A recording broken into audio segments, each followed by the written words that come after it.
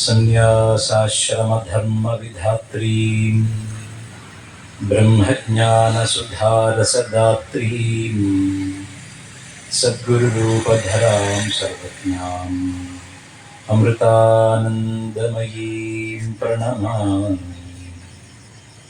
സ്ഥാപകായ ച ധർമ്മസ്യ സർവധർമ്മസ്വരൂപിണേ അവതാരവരിഷ്ഠായ രാമകൃഷ്ണായ തേ നമഃ. മൂകം കരോതി വാചാലം പങ്കും ലംഘയതേ ഗിരിം യത്കൃപാതമഹം വന്ദേ പരമാനന്ദമാധവം. ബ്രഹ്മചര്യവ്രതീദണ്ഡീ സർവവേദാന്തപണ്ഡിതഃ ശ്രീമദ്വിവേകയോഗീ മാം പ്രചോദയതു സർവദാ. അപാര സച്ചിത് സുഖവാരിരാശേ യസ്യോർമിമാത്രം ഭുവനം സമസ്തം ഗുഹാഹിതം തം രമണം ഗഭീരം ചിന്താവിഹീനം ഹൃദി ചിന്തയാമി. സദാശിവസമാരംഭാം ശങ്കരാചാര്യമധ്യമാം അസ്മദാചാര്യപര്യന്താം വന്ദേ ഗുരുപരമ്പരാം. ശ്രുതിസ്മൃതിപുരാണാനാമാലയം കരുണാലയം നമാമി ഭഗവത്പാദശങ്കരം ലോകശങ്കരം.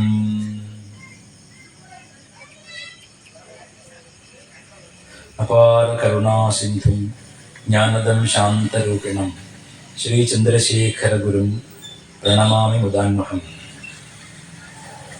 ജയ ജയ ശങ്കർ ഹര ഹര ശങ്കർ, ജയ ജയ ശങ്കർ ഹര ഹര ശങ്കർ, ജയ ജയ ശങ്കർ ഹര ഹര ശങ്കർ. നമസ്കാരം സുഹൃത്തുക്കളെ. ഈ ഗണേശോത്സവത്തോട് സംബന്ധിച്ച് ഈ ആലത്തൂർ ഗ്രാമത്തിൽ നടത്തപ്പെടുന്ന ഗണേശോത്സവത്തിൻ്റെ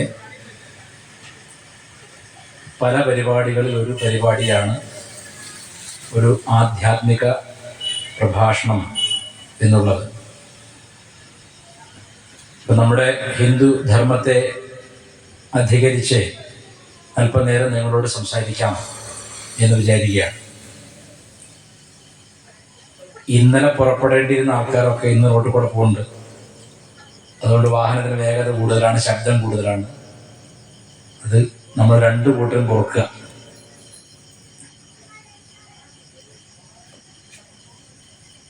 ലോകമാന്യ ബാലഗംഗാധര തിലകന്റെ സങ്കല്പത്തിലുണ്ടായതാണ് സത്യത്തിൽ ഈ സാർവജനിക ഗണേശോത്സവം. ഇത് സത്യത്തിൽ ബ്രിട്ടീഷ് ഗവൺമെൻറ്റിനെതിരെ അല്ലെങ്കിൽ ഹിന്ദുധർമ്മത്തെ ചൂഷണം ചെയ്യുന്ന എല്ലാ ശക്തികൾക്കുമെതിരെയുള്ള ഹിന്ദുക്കളുടെ ഒരു കൂട്ടായ്മയായി തുടങ്ങിയതാണ്. ഇന്നിപ്പോൾ ലോകമെമ്പാടും തന്നെയും ഗണപതിയെ പൂജിക്കുകയും ഗണേശോത്സവം നടക്കുകയും ചെയ്യുന്നുണ്ട്. പാലക്കാട് എനിക്ക് അന്യമല്ല, എൻ്റെ സ്വന്തം നാടാണ്.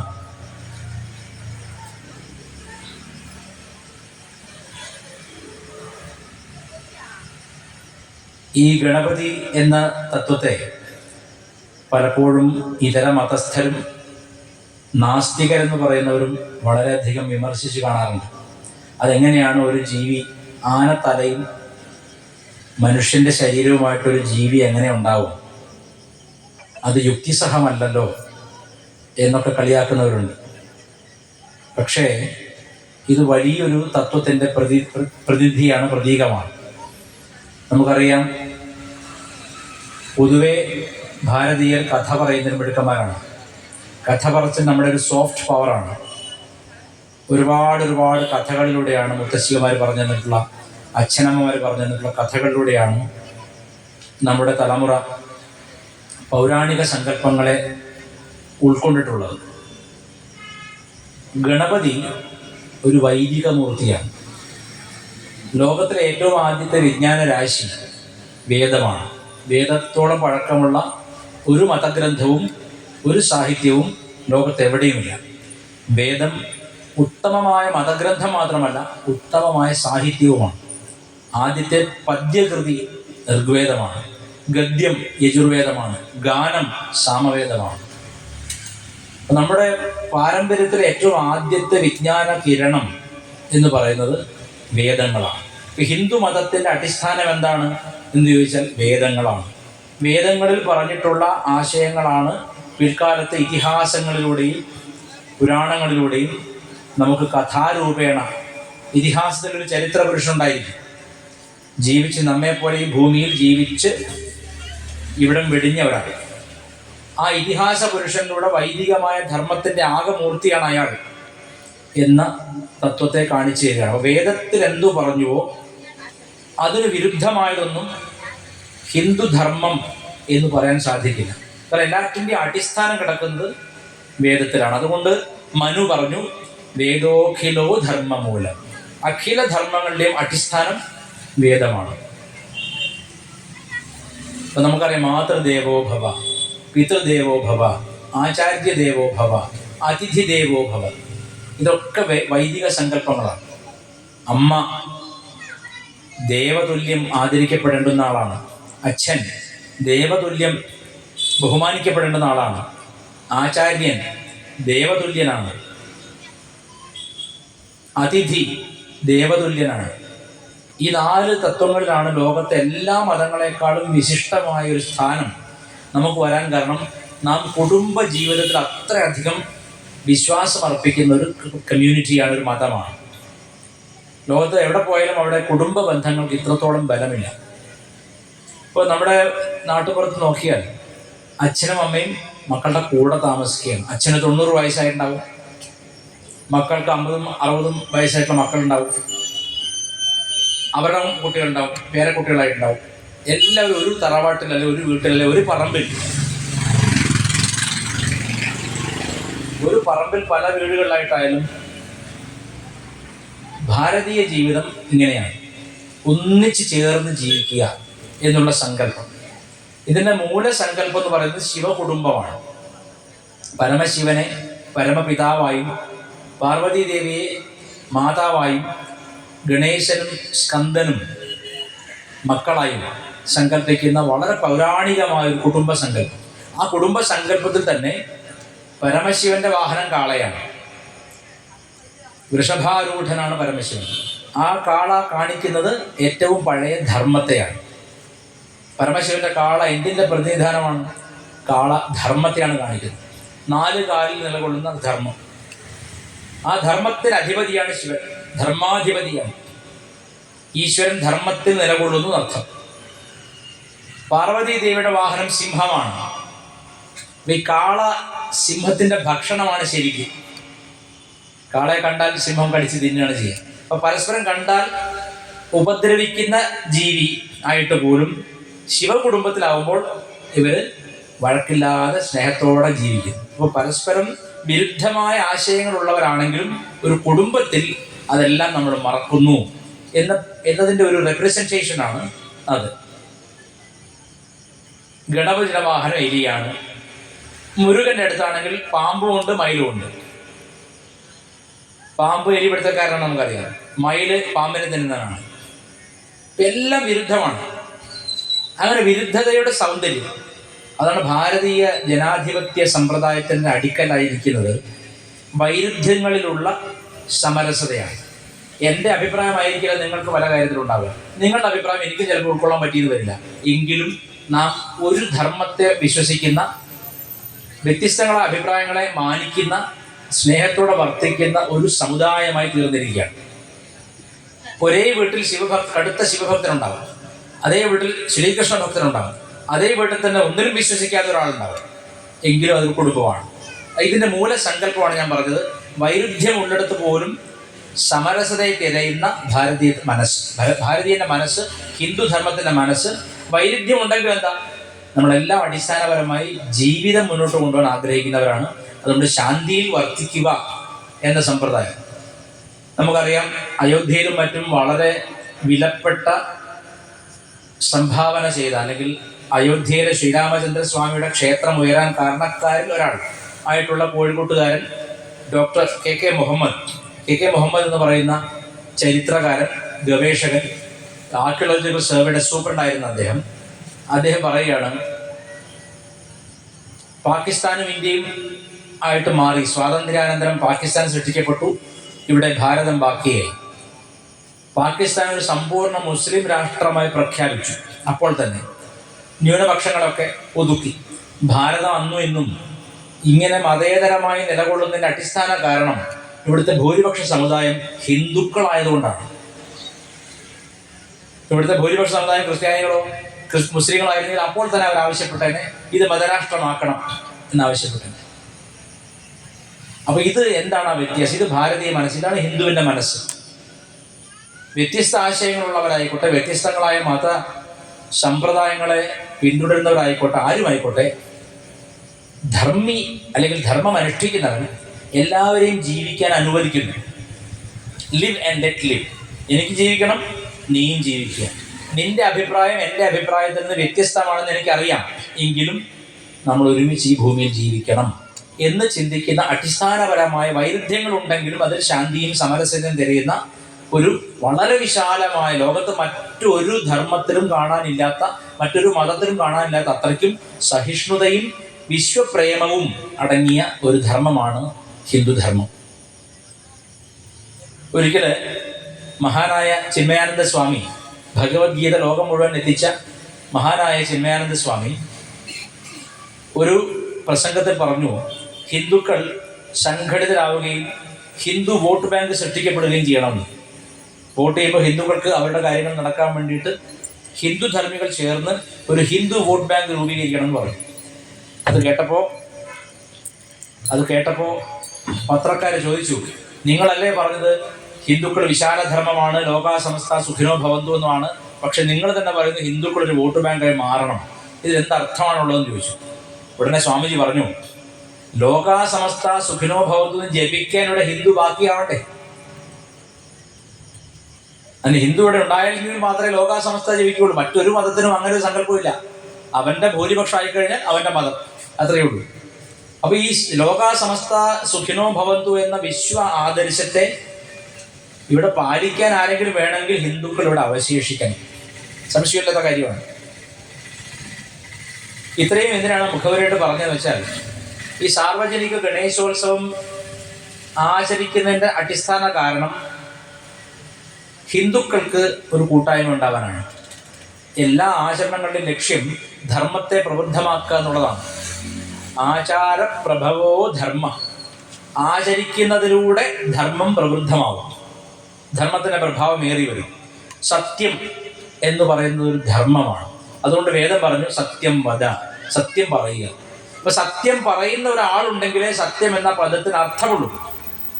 പുസ്തകത്തിൽ മാത്രമുള്ളൊരു മൂല്യമാണ്. ആരും സത്യം പറയുന്നില്ലെങ്കിൽ സത്യം എന്ന് പറയുന്ന ആ അടിസ്ഥാന ധർമ്മത്തിന് വിലയില്ലാതാവും.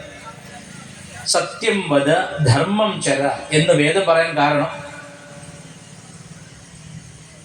സത്യം 3 കാലത്തിലും ബാധയില്ലാത്തതാണ്. ഇന്നലെ ഒരു സത്യം, ഇന്ന് വേറൊരു സത്യം, നാളെ അങ്ങനെ മാറ്റമില്ലാത്തതാണ്.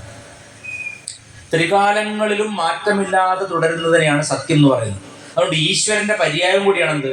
സത്യം. വേദം വീണ്ടും പറയുകയാണ്, സത്യാനാസ്തി പരോധർമ്മ, സത്യത്തെക്കാൾ വലിയൊരു ധർമ്മമില്ല. ഇപ്പം സത്യം പറയുക എന്ന് പറയുന്നത് വളരെ വളരെ വലിയൊരു മൂല്യവും ആചാരവുമാണ്. ആ മൂല്യം ആചരിക്കാൻ ആരുമില്ലെങ്കിൽ ആ മൂല്യത്തിന് യാതൊരു വിലയും കിട്ടില്ല. അതുപോലെ ധർമ്മവും, ഇപ്പോൾ ശ്രീകൃഷ്ണ ജയന്തി ആഘോഷിച്ചു നമ്മൾ. ശ്രീകൃഷ്ണ പരമാത്മാവ് ജീവിച്ചിരുന്ന കാലഘട്ടത്തിൽ അവിടുന്ന് കാണിച്ചു തന്ന ഉത്തമങ്ങളായ ധർമ്മമൂല്യങ്ങൾ, അത് ശ്രീമദ് ഭഗവത്ഗീത വായിച്ചാൽ മനസ്സിലാവും. എന്നോട് പലരും ചോദിക്കും, നിങ്ങളുടെ കൃഷ്ണൻ എന്ത് ധർമ്മമാണ് കാണിച്ചത്? പെണ്ണുങ്ങളുടെ തുണി മോഷ്ടിക്കുന്നതാണോ ധർമ്മം? ഒരാൾ ചോദിച്ചാണ്. ഇതെങ്ങനെ വന്നതാണ്? മഹാഭാരതം വായിച്ച ആർക്കും ശ്രീകൃഷ്ണനെ പറ്റി ഇത്തരം തെറ്റിദ്ധാരണ ഉണ്ടാവില്ല. മറിച്ച് ഭാഗവതം മാത്രം കേട്ടിട്ടാണ് പോകുന്നതെങ്കിലോ ഇങ്ങനെ ചില ധാരണ ഉണ്ടാവും. കാരണം അതിൽ ബാലലീലകളിൽ പല കുസൃതികളും കൃഷ്ണൻ കാണിച്ചായിട്ടുണ്ട്. പക്ഷെ മഹാഭാരതത്തിലെ കൃഷ്ണൻ ചരിത്ര പുരുഷനാണ്, മഹാത്മാവാണ്, യോഗീശ്വരനാണ്. അപ്പോൾ ആ ഒരു ധർമ്മത്തെ മഹാഭാരതത്തിലൂടെ, ഇതിഹാസത്തിലൂടെ കാണിച്ചു തരുന്നത്. ഞാൻ നേരത്തെ പറഞ്ഞു, വേദത്തിലെ ധർമ്മം ഇതിഹാസങ്ങളിലൂടെയും പുരാണങ്ങളിലൂടെയും വിശദീകരിക്കുകയാണ് ഋഷിമാർ ചെയ്തത്. ഇതിഹാസ പുരാണാഭ്യാം വേദം സമുപബ്രഹ്മയേ. ഇതിഹാസ പുരാണാദികളിലൂടെ വൈദിക തത്വത്തെ, വേദത്തിലെ തത്വത്തെ വിശദീകരിച്ചു കൊടുക്കേണ്ടതാണ് എന്ന്. അപ്പോൾ വേദത്തിലെ ഏറ്റവും പ്രധാനമായ തത്വം പ്രണവമാണ്, ഓംകാരമാണ്. ഓം എന്നൊരു ശബ്ദം അതിന് പകരം വയ്ക്കാൻ ലോകത്ത് ഒരു ഭാഷയിലും ഒരു ശബ്ദവുമില്ല. എന്താ അങ്ങനെ പറയാൻ കാരണം? ശബ്ദം പുറപ്പെടുവിക്കാൻ വേണ്ടി നമ്മൾ ഉപയോഗിക്കുന്ന 10 സ്ഥാനങ്ങൾ, ദശസ്ഥാനങ്ങളുണ്ട്. ശബ്ദമുണ്ടാക്കാൻ വേണ്ടി എല്ലാ മനുഷ്യരും ലോകത്തെവിടെയും ഏത് ഭാഷക്കാരനും കണ്ഠം മുതൽ ഓഷ്ഠം വരെയുള്ള 10 സ്ഥാനങ്ങൾ ഉപയോഗിക്കും. കണ്ഠം തൊണ്ട, ഓഷ്ഠം മേൽചുണ്ട്, കീഴ്ചുണ്ട് അധരം. അപ്പോൾ കണ്ഠം മുതൽ ഓഷ്ഠം വരെയുള്ള 10 സ്ഥാനങ്ങളിൽ ശ്വാസം തട്ടിയാണ് ശബ്ദമുണ്ടാകുന്നത്. ഏത് ഭാഷ സംസാരിക്കണമെങ്കിലും ഈ 10 സ്ഥാനങ്ങൾ ഏതെങ്കിലുമൊക്കെ ഉപയോഗിച്ചാലേ പറ്റുള്ളൂ. എന്നാൽ ഒരൊറ്റ ശബ്ദത്തിലൂടെ ഒരക്ഷരത്തിലൂടെ, ഒരു വാക്ക് പോലുമല്ല, ഒറ്റ അക്ഷരത്തിലൂടെ, ഒറ്റ ശബ്ദത്തിലൂടെ ഈ 10 സ്ഥാനങ്ങളെയും ഒരേപോലെ പ്രകമ്പനം കൊള്ളിക്കുകയും ഒരേപോലെ ഉപയോഗിക്കുകയും ചെയ്യുന്ന ഒരേ ഒരു ശബ്ദം, അത് ഓം എന്ന ശബ്ദമാണ്. അതുകൊണ്ടാണ് പ്രണവത്തിന് ഇത്ര പ്രാധാന്യമുള്ളത്. സംഗീതം പഠിക്കുന്ന സമയത്ത് ഗുരുനാഥൻ സപ്തസ്വരങ്ങളും ഓംകാരത്തിൽ പാടാൻ പറയും. എന്തിനാണ്? ഓംകാരം ജപിച്ചുകൊണ്ടിരിക്കുന്ന ഒരാളെ സംബന്ധിച്ച് അയാളുടെ ശബ്ദം പുറപ്പെടുന്ന 10 സ്ഥാനങ്ങളും ഒരേപോലെ ഉത്തേജിക്കപ്പെടുകയും അയാളുടെ നാഡീവ്യവസ്ഥയെ അത് ഗുണപരമായി സ്വാധീനിക്കുകയും ചെയ്യും. നമ്മൾ പുറപ്പെടുവിക്കുന്ന ശബ്ദങ്ങൾക്ക് നമ്മുടെ ശാരീരിക മാനസിക തലങ്ങളിൽ തീർച്ചയായും അതിനൊരു പ്രതിഫലനമുണ്ട്. അതുകൊണ്ടാണ് സൈക്കോസൊമാറ്റിക് എന്ന് പറയുന്നത്. മനസ്സിനും ശരീരത്തിനും ഒരുപോലെ ഗുണം ചെയ്യുന്നതാണ് പ്രണവോപാസന. ലോകത്തിൽ ഏറ്റവും പഴക്കം ചെന്ന ഉപാസന പ്രണവോപാസനയാണ്. ഈ മൂർത്തികളെല്ലാം രൂപത്തിൽ ധ്യാനിക്കുന്നതിന് മുൻപ് ഓംകാരത്തെയാണ് ഋഷിമാർ ഉപാസിച്ചിരുന്നത്. അപ്പോൾ ഓംകാരത്തിൻ്റെ പ്രാധാന്യം അത്ര വലുതാണ്. ഓംകാരത്തിൻ്റെ പ്രാധാന്യവും അതിൻ്റെ അർത്ഥവും മഹിമയും പറഞ്ഞുകൊണ്ട് അതിനുവേണ്ടി മാത്രം ദശോപനിഷത്തുകളിൽ ഒരു ഉപനിഷത്തുണ്ട്. അതിൻ്റെ പേര് മാണ്ഡൂക്യോപനിഷത്താണ്. മാണ്ഡൂക്യോപനിഷത്ത്. ആ മാണ്ഡൂക്യോപനിഷത്തിൻ്റെ തുടങ്ങുന്ന മന്ത്രം തന്നെ ഓം ഇത്യേതത് അക്ഷരമിദം സർവം. ഇക്കാണായ സകലതും ഓം എന്ന ഒരു അക്ഷരമാണ്. ഇംഗ്ലീഷിൽ അക്ഷരത്തെ ലെറ്റർ എന്നാണ്. ലെറ്റർ കഴിഞ്ഞു. അതെന്താണ് അർത്ഥം ചോദിച്ചാൽ അങ്ങനെ വലിയ അർത്ഥമൊന്നും പറയാൻ പറ്റില്ല. പക്ഷേ സംസ്കൃതത്തിൽ അക്ഷരം എന്നാണ് പറയുന്നത്. അക്ഷരം എന്ന് പറഞ്ഞാൽ നശിക്കാത്തത്, ബ്രഹ്മം, ഈശ്വരൻ എന്നാണ് അർത്ഥം. എഴുതപ്പെടുന്ന അക്ഷരത്തിന് ഈശ്വരന്റെ സ്ഥാനം കൊടുക്കുന്ന ലോകത്തിലെ ഏക ജനത ഭാരതത്തിലെ ഹിന്ദുക്കളാണ്. അപ്പോൾ ഒരു ഹിന്ദു ആയിരിക്കുന്നതിൽ എന്തുകൊണ്ട് അഭിമാനിക്കുന്നു? 2 ഇലക്ഷൻ ജയിച്ചത് കൊണ്ടോ അധികാരം കിട്ടിയത് കൊണ്ടല്ല നമ്മൾ ഹിന്ദു ആയിരിക്കുന്നതിൽ അഭിമാനം കൊള്ളാൻ കാരണം എണ്ണിയാറൊടുങ്ങാത്തത്ര ശാസ്ത്ര ഗ്രന്ഥങ്ങളും അർത്ഥസമ്പുഷ്ടമായ വേദോപനിഷത്തുകളും മനുഷ്യന്റെ ജീവിതത്തിന്റെ ഏറ്റവും പരമമായ ലക്ഷ്യത്തെപ്പറ്റി വിശദീകരിക്കുന്ന ശാസ്ത്ര ഗ്രന്ഥങ്ങളും ഉള്ള ഒരു പാരമ്പര്യം നമുക്കുള്ളത് കൊണ്ടാണ്. അതിന് ഉദാഹരണം പറഞ്ഞാൽ, ഹിന്ദുധർമ്മത്തിൽ കേവലം മതം മാത്രമല്ല വളർന്നത്. ഹിന്ദുക്കളുടെ ജനസംഖ്യ കൂടിക്കൂടി വന്നപ്പോൾ കേവലം ദൈവത്തെ പ്രാർത്ഥിച്ചാൽ മതി, 5 നേരം നിസ്കരിച്ചാൽ മതി, അല്ലെങ്കിൽ മുട്ടിപ്പായി പ്രാർത്ഥിച്ചാൽ മതി എന്നല്ല.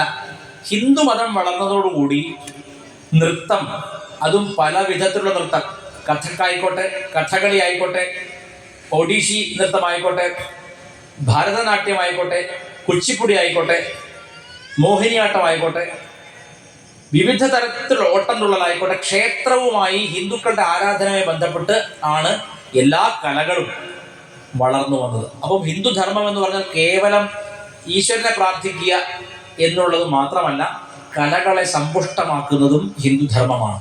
അതിനൊരു വിലക്കും ഒരു ശാസ്ത്ര ഗ്രന്ഥത്തിലുമില്ല. ചില മതങ്ങളിൽ സംഗീതം പോലും ഹറാമാണ്, പാടാൻ പാടില്ല, പാട്ട് കേൾക്കാൻ പാടില്ല.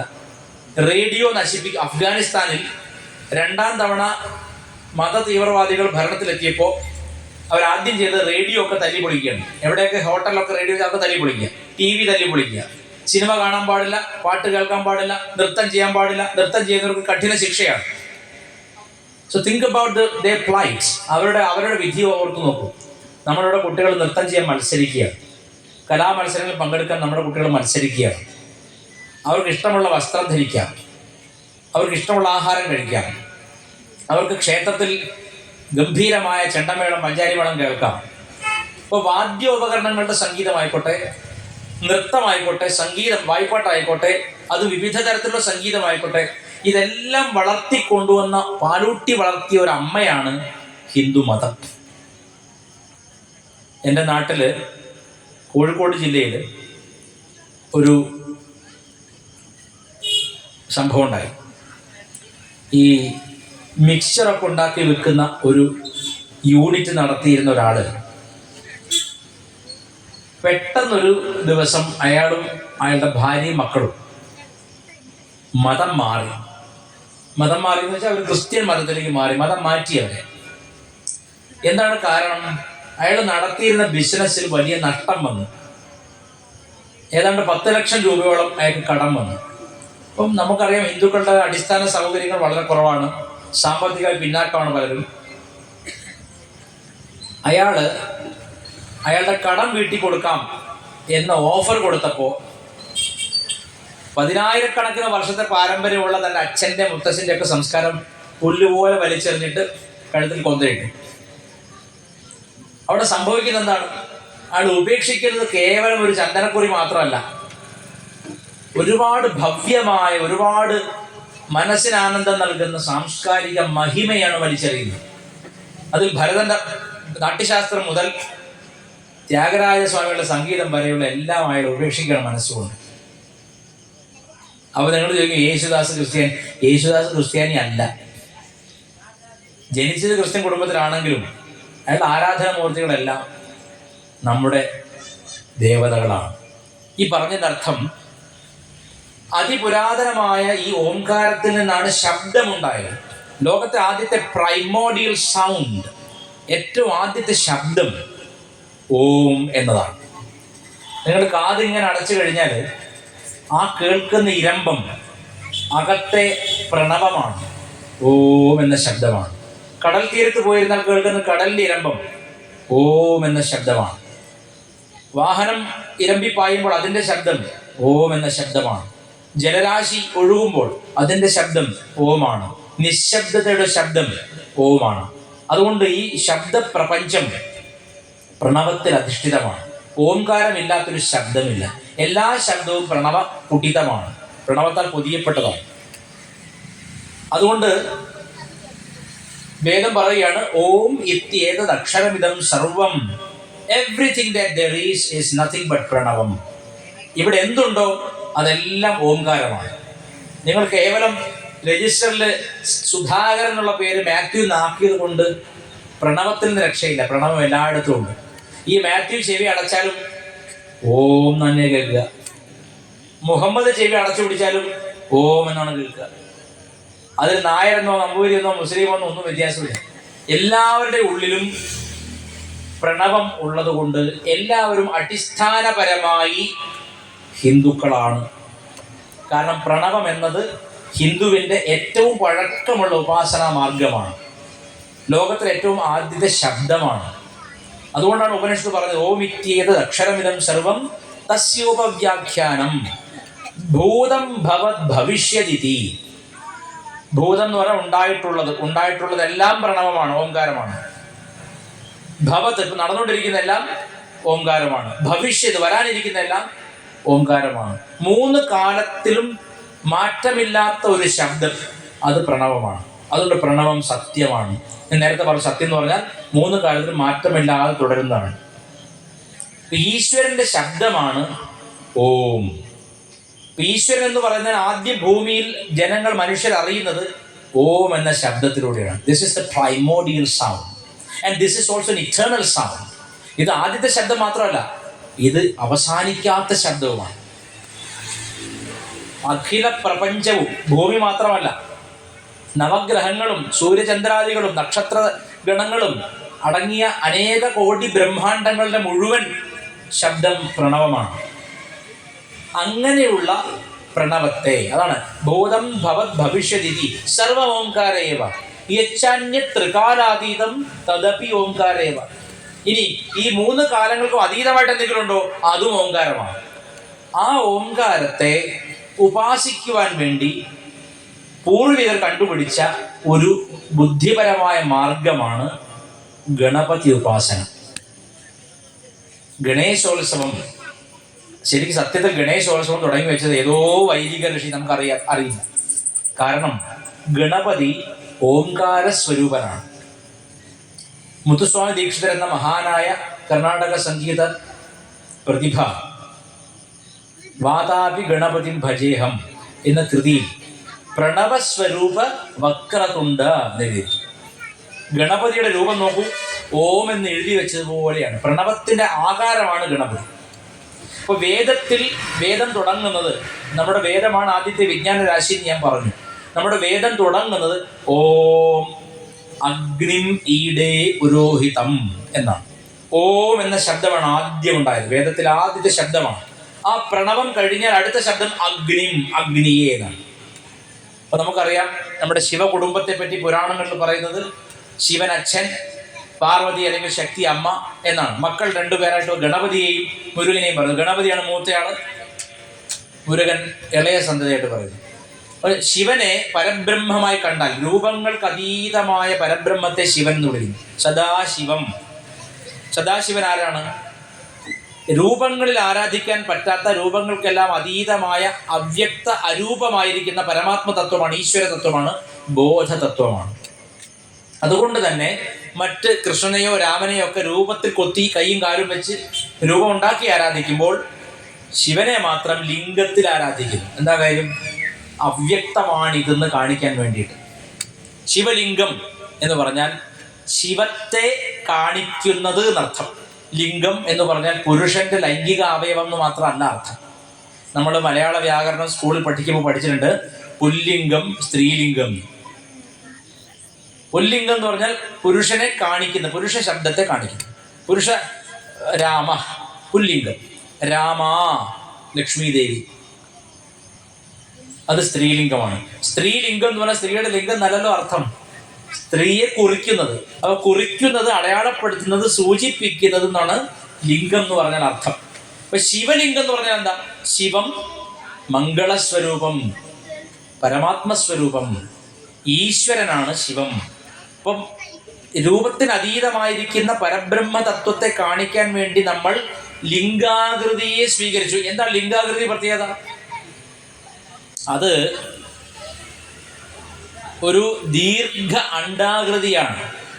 ഒരു ദീർഘ അണ്ഡത്തിന് തുടക്കവുമില്ല ഒടുക്കവുമില്ല, ആദിയുമില്ല അന്തവുമില്ലാത്ത ഒരു ജ്യോതിസിനെ കാണിക്കാനാണ് ശിവലിംഗം ഉപയോഗിക്കുന്നത്. ശിവൻ പരമാത്മാവാണ്, പരബ്രഹ്മമാണെന്ന് കാണിക്കാൻ വേണ്ടി ശിവനെ മാത്രം സകളമായി ഉപാസിക്കുന്നില്ല.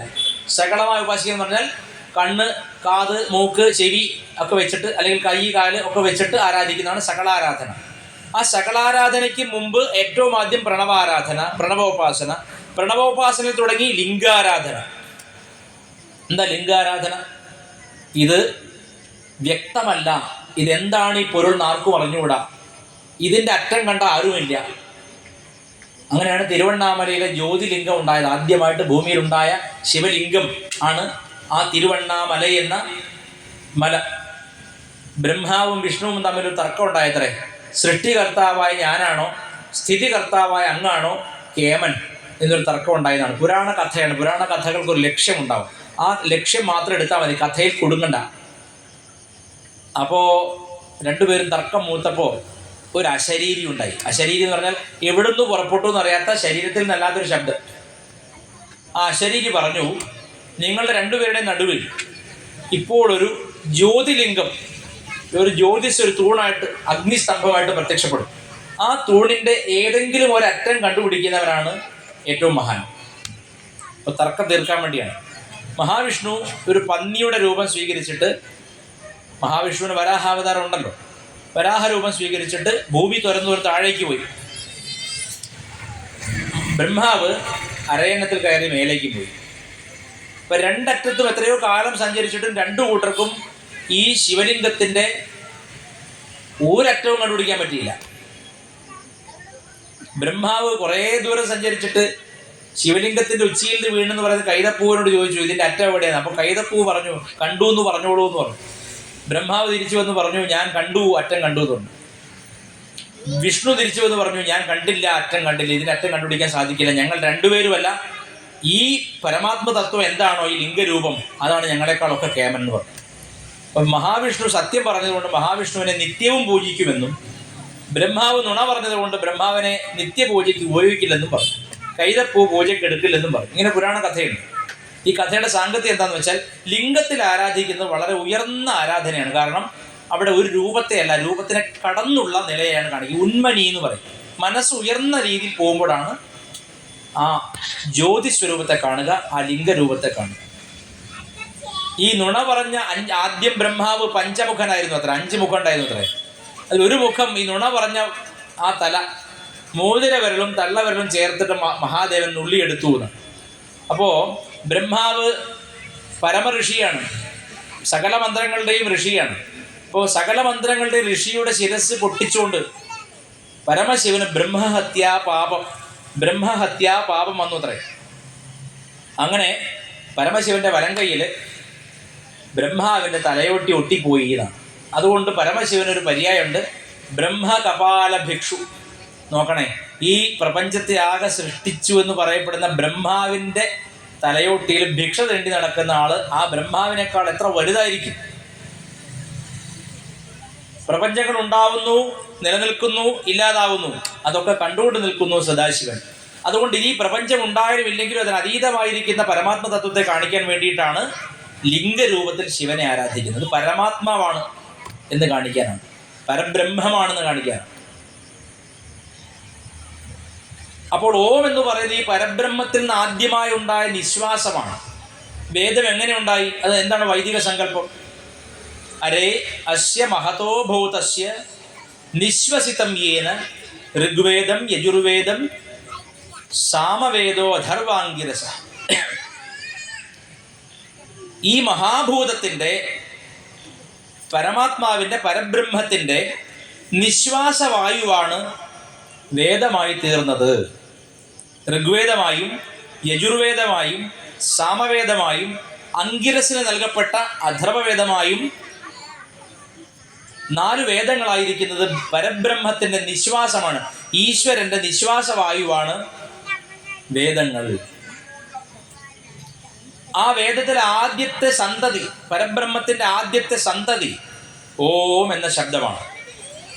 അതിൻ്റെ പൗരാണികമായ റെപ്രസെൻറ്റേഷനാണ്, അല്ലെങ്കിൽ പൗരാണികമായ വിശദീകരണമാണ് ശിവന്റെ മകൻ ഗണപതി എന്ന് പറയാൻ കാരണം പരബ്രഹ്മത്തിൻ്റെ ആദ്യത്തെ ശബ്ദം, ഈശ്വരനെ ദ്യോതിപ്പിക്കുന്ന ആദ്യത്തെ ശബ്ദം ഓം എന്നതാണ്. ആ ഓം ഗണപതിയായി നമ്മൾ സങ്കല്പിച്ചു. അടുത്ത ശബ്ദം അഗ്നിം എന്നതാണ് വേദത്തിൽ. അത് സുബ്രഹ്മണ്യനാണ്, അഗ്നി. വേദത്തിൽ പ്രതിപാദിക്കപ്പെടുന്ന, വേദത്തിൽ ആരാധിക്കപ്പെടുന്ന ഹവ്യവാഹനനായിരിക്കുന്ന അഗ്നി, ദേവന്മാർക്കും മനുഷ്യർക്കും ഇടയിലുള്ള എല്ലാം എത്തിച്ചു കൊടുക്കുന്ന അഗ്നി. ആ അഗ്നി മുരുകനാണ്. മുരുകൻ്റെ വേൽ കാണിക്കുന്നത് അഗ്നി തത്വത്തെയാണ്. മുരുകൻ തന്നെ അഗ്നി തത്വമാണ്. വിശാഖൻ, ഗണപതി പ്രണവതത്വവും മുരുകൻ അഗ്നിതത്വവുമാണ്. അവരുടെ അച്ഛൻ പരബ്രഹ്മസ്വരൂപിയായ പരമാത്മാവായിരിക്കുന്ന പരമശിവൻ എന്ന് പുരാണത്തിൽ നമ്മൾ കഥാരൂപണ പറഞ്ഞു. റിയാലിറ്റി ഈസ് ഈശ്വരൻ്റെ ആദ്യനാദം ആദ്യത്തെ പുത്രനായി കാണിക്കുന്നു. ഈശ്വരൻ്റെ ആദ്യ സ്ഫുലിംഗം അഗ്നി മുരുകനായി കാണിക്കുന്നു. നമുക്കൊരു കാര്യം, മനുഷ്യരാശിയുടെ, ലോകത്തെമ്പാടും മനുഷ്യരാശിയുടെ ഇന്ന് കാണുന്ന വളർച്ചയ്ക്ക് നിദാനമായിരിക്കുന്ന ആദ്യത്തെ കണ്ടുപിടുത്തം അഗ്നിയുടെ കണ്ടുപിടുത്തമാണ്.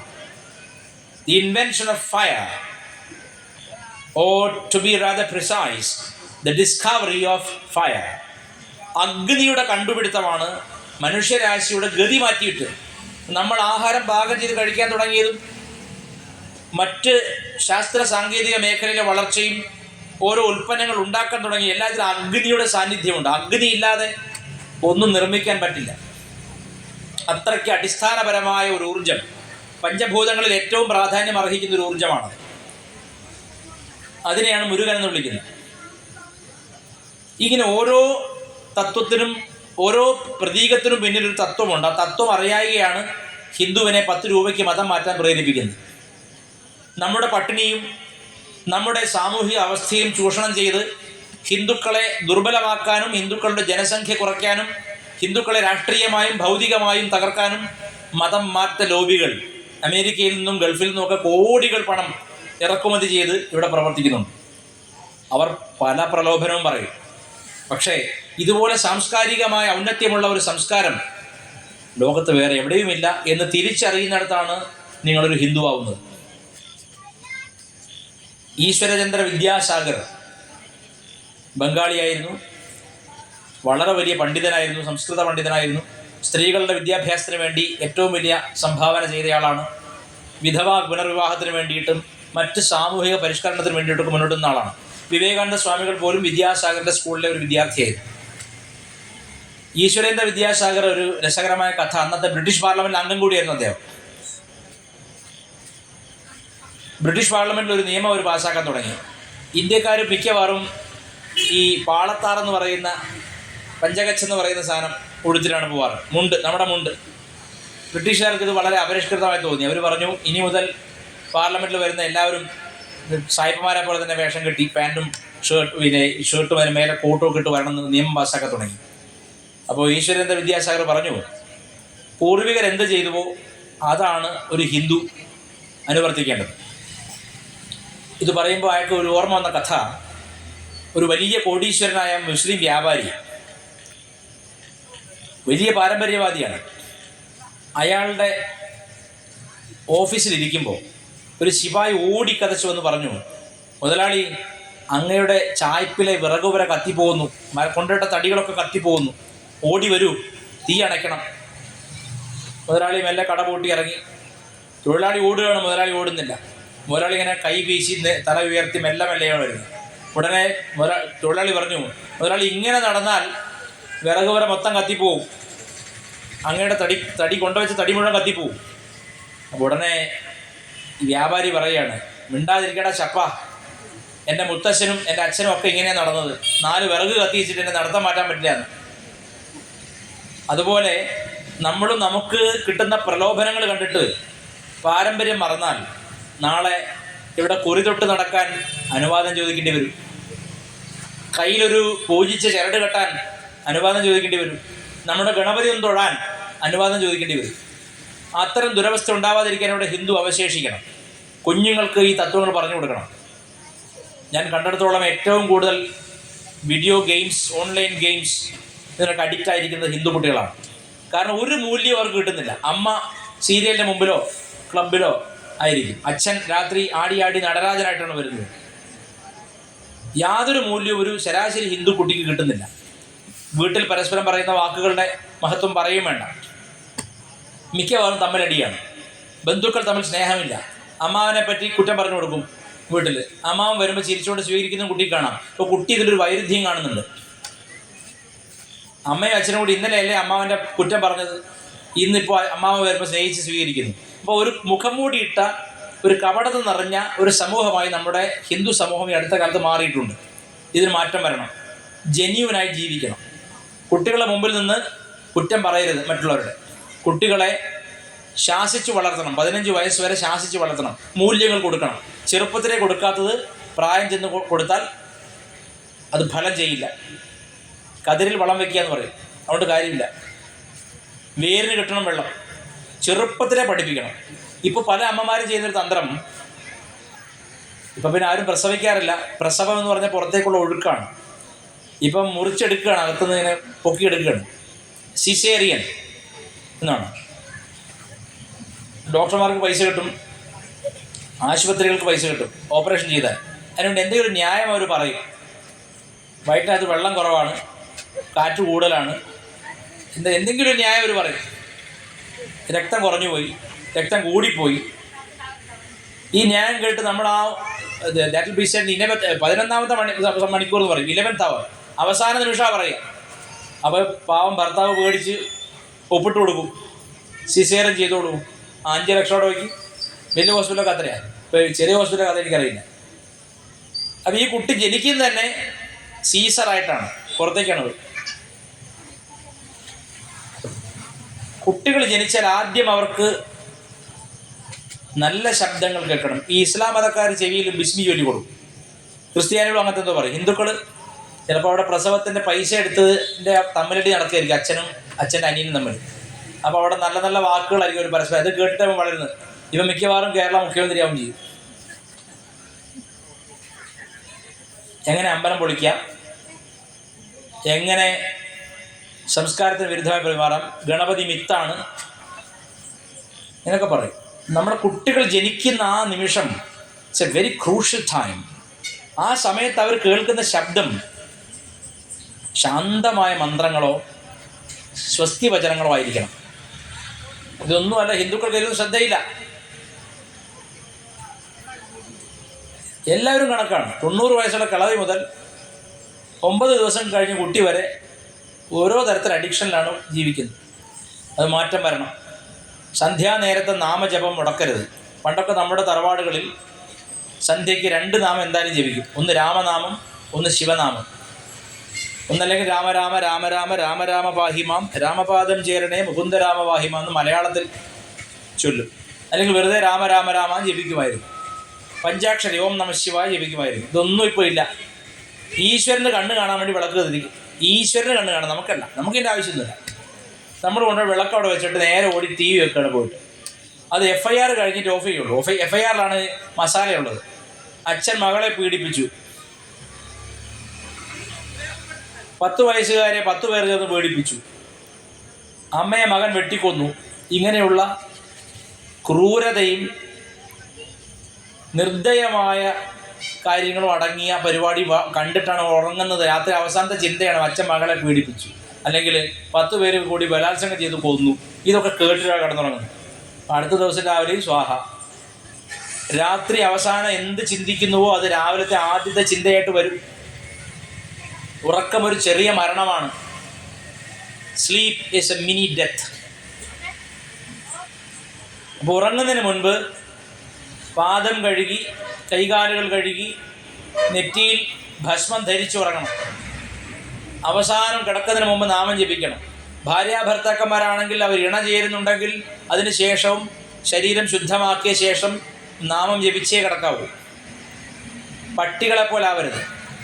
അങ്ങനെയാണല്ലോ. തെരുവ് പട്ടികൾക്ക് അങ്ങനത്തെ നിഷ്ഠയൊന്നുമില്ല. അവർക്ക് ഭോഗിക്കുക, അങ്ങ് പോവുക. നമ്മൾ മനുഷ്യരാണ്, ചിന്താശക്തി ഉള്ളവരാണ്, സംസ്കാര മഹിമയുള്ളവരാണ്. അതുകൊണ്ട് ഏത് സാഹചര്യത്തിലും കിടക്കുന്നതിന് മുമ്പ് അവസാനത്തെ ചിന്ത ഈശ്വര ചിന്തയായിരിക്കണം. കാരണം ഉണരുമോ എന്ന് ആർക്കും ഉറപ്പില്ല. എനിക്കും അംബാനിക്കുമുള്ള ഒരു പേടി മരണപേടിയായിരിക്കും. സാധാരണക്കാരനും പൈസയില്ലാത്തവനായ ഞാനും കോടീശ്വരനായ അംബാനിക്കും ഒരു പേടി ഉണ്ടാവും, മരണത്തെയാണ്. എല്ലാവർക്കും ഒരുപോലെയുള്ളത് മരണമാണ്. ആ മരണം എപ്പോഴും വരാം, എപ്പോഴാണെങ്കിലും വരാം. അപ്പോൾ ഉറങ്ങുന്നതിന് മുൻപ് ഈശ്വര ചിന്ത ചെയ്ത് കിടന്നുറങ്ങാൻ കുഞ്ഞുങ്ങളെയും പ്രേരിപ്പിക്കണം. ഇന്നാരും ഉറങ്ങുകയല്ല, മൊബൈൽ ഫോൺ മോന്തയ്ക്ക് വീണിട്ട് ഉറങ്ങി ബോധം കെട്ടു പോവാണ്. കിടക്കുന്നത് മൊബൈൽ പിടിച്ച് മോന്തയ്ക്ക് വീണാ മൊബൈൽ ഫോൺ. അപ്പോഴാണ് അയ്യോ ഉറക്കം വരുന്നു മനസ്സിലാവും. അങ്ങനെ ആവരുത്, നമ്മളങ്ങനെ നശിക്കരുത്. ഇത് എത്ര കാലം ഈ തലമുറ മുന്നോട്ട് പോകുന്നു എനിക്കറിഞ്ഞൂടെ. അങ്ങനെ ഇപ്പോൾ കൊച്ചു കുഞ്ഞുങ്ങൾ ഇവിടെ ഇരിക്കുന്നുണ്ട്. അവരെ ഇങ്ങനത്തെ ആചാരങ്ങളിൽ പങ്കെടുപ്പിക്കുക, അതിൻ്റെ അർത്ഥം പറഞ്ഞു കൊടുക്കുകയും ചെയ്യണം. ഗണപതി എന്ന് പറഞ്ഞാൽ ഓംകാരമാണ്, മന്ത്രങ്ങളുടെ രാജനാണ് ഓംകാരം. ഓമില്ലാത്ത മന്ത്രമില്ല, ചുക്കില്ലാത്ത കഷായമില്ല എന്ന് പറഞ്ഞാൽ ഓം ചേരാതെ ഒരു മന്ത്രമാവുന്നില്ല. അപ്പം എല്ലാ മന്ത്രങ്ങളുടെയും മന്ത്രഗണങ്ങളുടെയും പതിയാണ് ഗണപതി. എന്ത് ഗണമാണ്? മന്ത്രഗണമാണ്. ഗണാനാം ത്വാ ഗണപതിം ഹവാമഹേ കവിം കവീനാം ഉപമശ്രവസ്തമം. ആ ഗണം എന്താണ്? മന്ത്രഗണമാണ്, വേദത്തിലെ മന്ത്രഗണമാണ്. ആ മന്ത്രഗണങ്ങളുടെ എല്ലാം പതി എന്ന് പറഞ്ഞതിൻ്റെ അർത്ഥം ക്ലിയർ ആയിട്ട് അറിയാം. മന്ത്രങ്ങളുടെ പതി ഓംകാരമാണ്. ഓംകാരത്തെയാണ് ഗണപതി എന്ന് പറയുന്നത്. അപ്പോൾ ആ മന്ത്രം ജപിക്കാൻ കുട്ടികളെ പഠിപ്പിക്കണം. രാവിലെ എഴുന്നേറ്റ് കഴിഞ്ഞാൽ എങ്ങനെ തൊഴണം, എങ്ങനെ പ്രാർത്ഥിക്കണം, എന്ത് മന്ത്രം ജപിക്കണം. എഴുന്നേറ്റ ഉടനെ കുലദേവതയെ സ്മരിക്കണം. ആദ്യം കുലദേവത. കേരളത്തിലെ കുലദേവത എന്ന് പറഞ്ഞാൽ അമ്മ വഴിക്കും അച്ഛൻ വഴിക്കും ഒക്കെ ആചരിക്കുന്നവരുണ്ട്. അമ്മയുടെ തറവാട്ടിലെ ദേവത. നായന്മാർക്കൊക്കെ, നായർ സമുദായത്തിനൊക്കെ അങ്ങനെയാണ് കണ്ടുവരുന്നത്. ബ്രാഹ്മണർക്കൊക്കെ അച്ഛനാണ്, അച്ഛൻ വഴിക്കാണ്. ഈഴവർക്കും അച്ഛൻ വഴിക്കാണ്. തീയന്മാർ, ഈഴവന്മാർ അവർക്കൊക്കെ അച്ഛൻ വഴിക്കാണ്. ബ്രാഹ്മണർക്കും അങ്ങനെ അച്ഛൻ വഴിക്കാണ്. നായർ സമുദായക്കാർക്ക് അമ്മ വഴിക്കാണ്. പല സമുദായത്തിലും പല രീതിയിലാണ്. അതെങ്ങനെയാണെങ്കിലും അങ്ങനെ, എങ്ങനെയോ അങ്ങനെ. നിങ്ങളുടെ കുലദേവതയെ ആദ്യം എഴുന്നേറ്റാൽ ഉടനെ സ്മരിക്കണം. എങ്ങനെ എഴുന്നേൽക്കണം?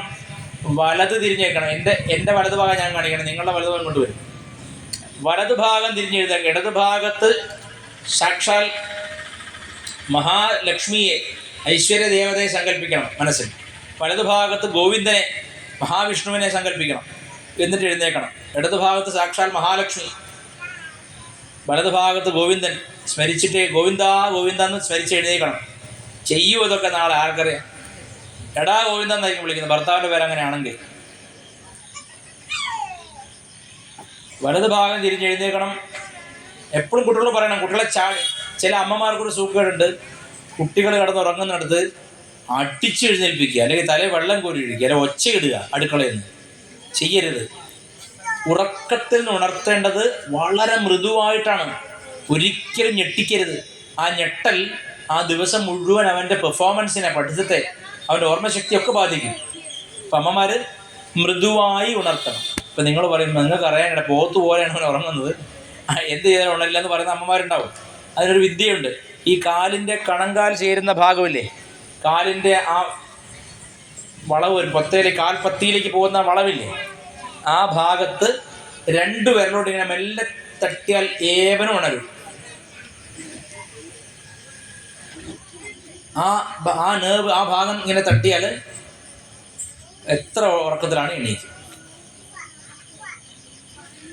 ചെറുതായിട്ട് ഇങ്ങനെ തട്ടിയാൽ മതി, ആ ഭാഗം തട്ടി ഉടനെ. പിടിച്ച് കുലുക്കുക ചെയ്യരുത്. കൊച്ചു കുഞ്ഞുങ്ങൾ ഉറക്കത്തിൽ ആനന്ദിക്കുകയാണ്.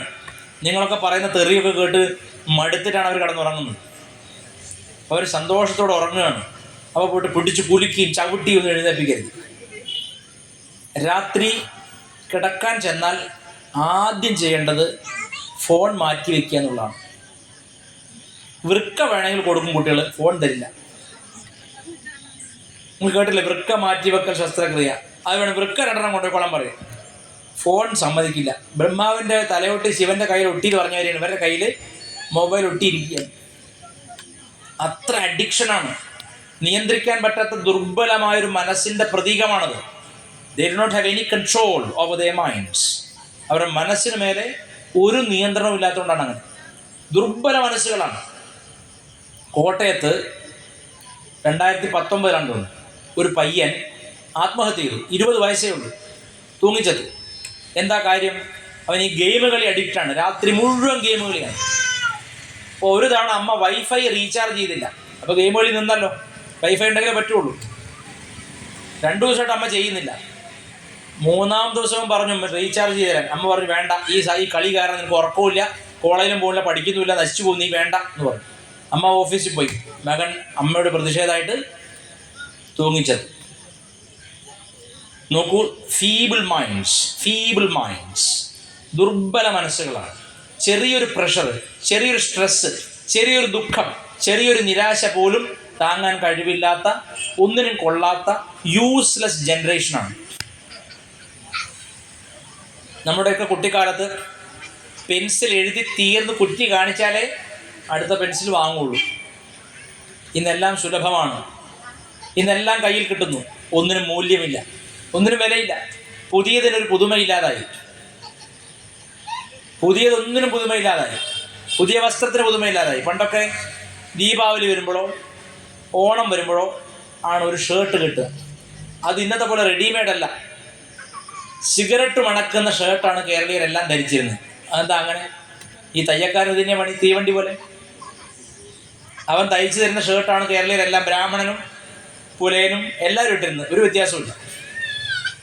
ടൈലർ ഷാപ്പിൽ സിഗരറ്റ് വലിച്ച് ഇവനിങ്ങനെ ഉന്തി ഉണ്ടാക്കുന്ന ഷർട്ടാണ് നമ്മളൊക്കെ ഇട്ടിരുന്നത്. പക്ഷെ ആ ഒരു ഷർട്ട് നമ്മുടെ കയ്യിൽ കിട്ടുമ്പോൾ എന്തെന്നില്ലാത്ത ഹർഷോന്മാദമാണ്. കാരണം അസുലഭമാണ്, ദുർലഭമാണ്. ഇതൊന്ന് കിട്ടിയാൽ അടുത്ത കൊല്ലം വരെ കാത്തിരിക്കണം. അപ്പോൾ ചില കാര്യങ്ങൾ സുലഭമായാൽ അതിൻ്റെ മൂല്യം നഷ്ടപ്പെടുന്നു, അതിൻ്റെ പുതുമ നഷ്ടപ്പെടുന്നു, അതിൽ എന്തെങ്കിലും പ്രത്യേകത തോന്നുന്നില്ല. ഇന്ന് എപ്പോൾ വേണമെങ്കിലും ഷർട്ട് വാങ്ങാം, എപ്പോൾ വേണമെങ്കിലും ചെരുപ്പ് വാങ്ങാം, എപ്പോൾ വേണമെങ്കിലും എന്തും മാറ്റാം. So the value of things have come down to 0. എത്ര 1000 രൂപയുടെ സാധനം വാങ്ങിയാലും ഒരു ദിവസം ഓക്കെ, പിന്നെ അത് വലിച്ചത്. ഒന്നിലും അതിൽ വിവാഹബന്ധം ആർഭാടമായിട്ട് കല്യാണം നടന്നു. 5 കോടി പൊട്ടിച്ച് 10 കോടി പൊട്ടിച്ച് കല്യാണം നടന്നു. തികച്ചൊരു വർഷം ജീവിക്കുന്നില്ല. പുതുമയില്ല ഒന്നിനും. പരസ്പരം ഒരിക്കലും പരസ്പരം ഒരു എന്താ പറയുക നീക്കുപോക്കിന് തയ്യാറല്ല ആരും. വിട്ടുകൊടുക്കാൻ ആരും തയ്യാറല്ല. അങ്ങനെയുള്ള കുട്ടികളെ നമുക്ക് വേണമോ? പാടില്ല. അമ്മമാരെ, നിങ്ങളാണ് ഒരു കുടുംബത്തിൻ്റെ വേര് എന്ന് പറയണത്. ഒരു കുടുംബത്തിൻ്റെ വേര് അമ്മമാരാണ്. നമ്മളെന്താ പറയുക? തായ് വേര് അല്ലേ? അപ്പം വേരെന്നാണ് പറയുക. തായ് വേര് എന്നാ പറയുക. മരത്തിൻ്റെ തായ് വേര്. തായ് എന്ന് പറഞ്ഞാൽ എന്താണ്? അമ്മ. അമ്മ വേരാണ്. ഒരു കുടുംബത്തിൻ്റെയും വേര് ആ വീട്ടിലെ അമ്മയാണ്. ആ അമ്മയ്ക്ക് എത്രത്തോളം ഇതിഹാസം അറിയാമോ അത്രത്തോളം ആരും കുട്ടികൾക്കും ഉണ്ടാവും. ആ അമ്മയ്ക്ക് എത്രത്തോളം ആചരണം അറിയാമോ അത്രത്തോളം കുട്ടികൾക്കും അറിയും. ആ അമ്മ എത്രത്തോളം ധർമ്മിഷ്ഠയാണോ അത്രത്തോളം ധർമ്മം കുട്ടികൾക്കും ഉണ്ടാവും. So the first thing you have to do every morning is to remember your family deity. നിങ്ങളുടെ കുലദേവതയെ, കുടുംബദേവതയെ ആദ്യം ഓർത്തുകൊള്ളണം. ഇടതുഭാഗത്ത് മഹാലക്ഷ്മി സങ്കല്പിക്കുക, വലത്തോട്ട് തിരിഞ്ഞ് to the right side, towards your right. നിങ്ങളുടെ വലതുഭാഗത്തേക്ക് തിരിഞ്ഞ് ശാന്തമായി എഴുന്നേൽക്കണം. കുട്ടികളെ പിടിച്ച് കുലുക്കി മരം കുലുക്കിയിട്ടല്ല എണീപ്പിക്കണ്ടേ. ഒച്ചയിട്ട് ആക്രോശിച്ച് കൂക്കി വിളിച്ചൊന്നുമല്ല. അമ്മ ഇതിന് ആദ്യം എഴുന്നേൽക്കണം. 4 മണിയാകുമ്പോൾ അമ്മ ഉണരണം താനെ. എൻ്റെ അമ്മ, ഞാനിപ്പോൾ പറയണം അമ്മേ നാളെ പരീക്ഷയാണെന്ന് പറഞ്ഞാൽ അമ്മ രാത്രി വളരെ വൈകിയാണ് കിടന്നുറങ്ങുക. എല്ലാ പാത്രവും തേച്ച് വെച്ച് കിടക്കുന്നു. ഞാൻ 4 മണിക്ക് വിളിക്കാൻ പറഞ്ഞാൽ 3:50 അമ്മ വിളിച്ചിരിക്കും. അലാമൊന്നും വേണ്ട. അവർക്ക് അലാം വെക്കാനെന്ന് പറഞ്ഞുകൂടാ, പക്ഷെ വിളിച്ചിരിക്കും. എങ്ങനെയെന്ന് എനിക്കിപ്പോഴും it's A mystery for me even now. എനിക്ക് അത്ഭുതമാണ് എങ്ങനെയാണ് എൻ്റെ അമ്മ ഈ സമയം കൃത്യമായിട്ട് അറിയുന്നത്. ഇവിടെ ഉണ്ടാവും അങ്ങനത്തെ അമ്മമാർ, തീർച്ചയായിട്ടും ഉണ്ടാവും. മകൻ പറയണം അമ്മ എന്നെ വിളിക്കണേ. എപ്പോൾ വിളിക്കണം? 5 മണിക്ക് വിളിക്കണം. 4:50 അമ്മ റെഡിയാണ്. അത്തരം അമ്മമാർ ഇപ്പോഴുണ്ടാവുന്നില്ല. ഇപ്പം മകൻ പോയി വിളിക്കേണ്ടി വരും, അമ്മയെ ചായ തരുമെന്ന് വെച്ചിട്ട്. ജീവനുണ്ടെങ്കിൽ നിങ്ങളോട് പറഞ്ഞ വാക്ക് പാലിക്കുന്ന ഒരു യന്ത്രമേ ഭൂമിയിലുള്ളൂ, അത് അമ്മയാണ്. ജീവനുണ്ടെങ്കിൽ, അല്ലെ അവർ മരിച്ചിട്ടുണ്ടാവും. ആ അമ്മയ്ക്ക് നമ്മൾ കൊടുക്കുന്ന വില എന്താണ്? വിലയുണ്ടോ? ഒരു വിലയില്ല. മിക്ക കുട്ടികളും 16-17 വയസ്സുള്ള കുട്ടികൾ അമ്മമാരോട് മിണ്ടാറില്ല. അതറിയാമോ? they don't talk, they merely don't mind. എന്നെ പ്രസവിച്ച് ഞാൻ അപ്പിയിട്ടതും മൂത്രമൊഴിച്ചൊക്കെ കോരി എൻ്റെ എല്ലാ വങ്കത്തരങ്ങളും സഹിച്ച് എന്നെ വളർത്തിയൊരു സ്ത്രീയാണ് ഇവർ എന്ന ബോധമോ നന്ദിയോ ഇല്ലാത്ത ഒരു നശിച്ച ജനറേഷനാണ് ഇപ്പോൾ ഉള്ളത്. എൻ്റെ അടുത്ത് കൗൺസിലിങ്ങിന് വന്നൊരമ്മ പറഞ്ഞു, എനിക്കൊന്നും വേണ്ട, എൻ്റെ മകൻ എന്നോടൊന്ന് മിണ്ടിയാൽ മതി. വെറുതെ നിറം പിടിപ്പിച്ച് പറയല്ല കേട്ടോ, നിങ്ങൾക്ക് തന്നെ അറിയാലോ വീട്ടിലെ അവസ്ഥ, ഞാൻ പറയണ്ടല്ലോ.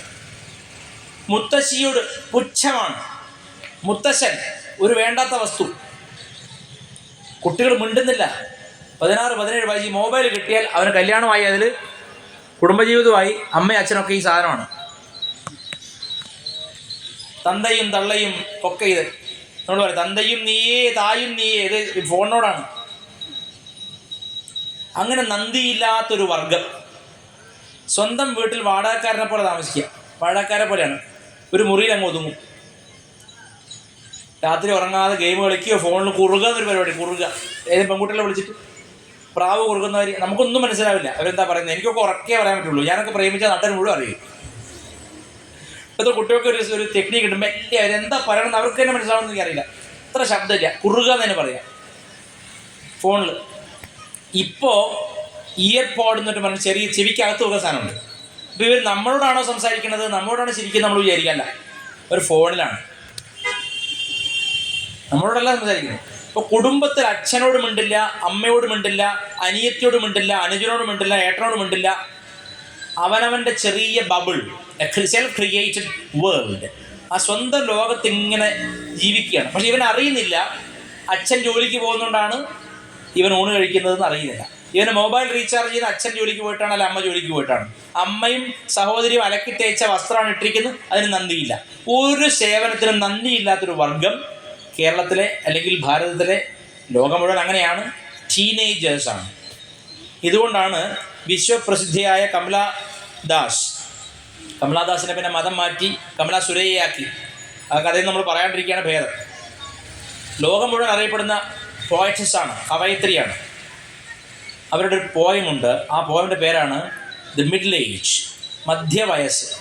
ഒരമ്മയ്ക്ക് മധ്യവയസ്സാകുമ്പോൾ മകൻ ടീനേജ് ആയിരിക്കും, അതായത് ടീനേജറായിരിക്കും. 16, 17, 18, 19 വയസ്സായിരിക്കും, അതിനുള്ളിലായിരിക്കും. ആ അമ്മ അനുഭവിക്കുന്ന പ്രയാസങ്ങളാണ്. മിണ്ടാതെ വീട്ടിൽ നിന്ന് ഇറങ്ങിപ്പോകും, ബൈക്ക് എടുത്തിട്ടോ സ്കൂട്ടർ എടുത്തിട്ടോ. അമ്മയുടെ ജോലി എന്താ?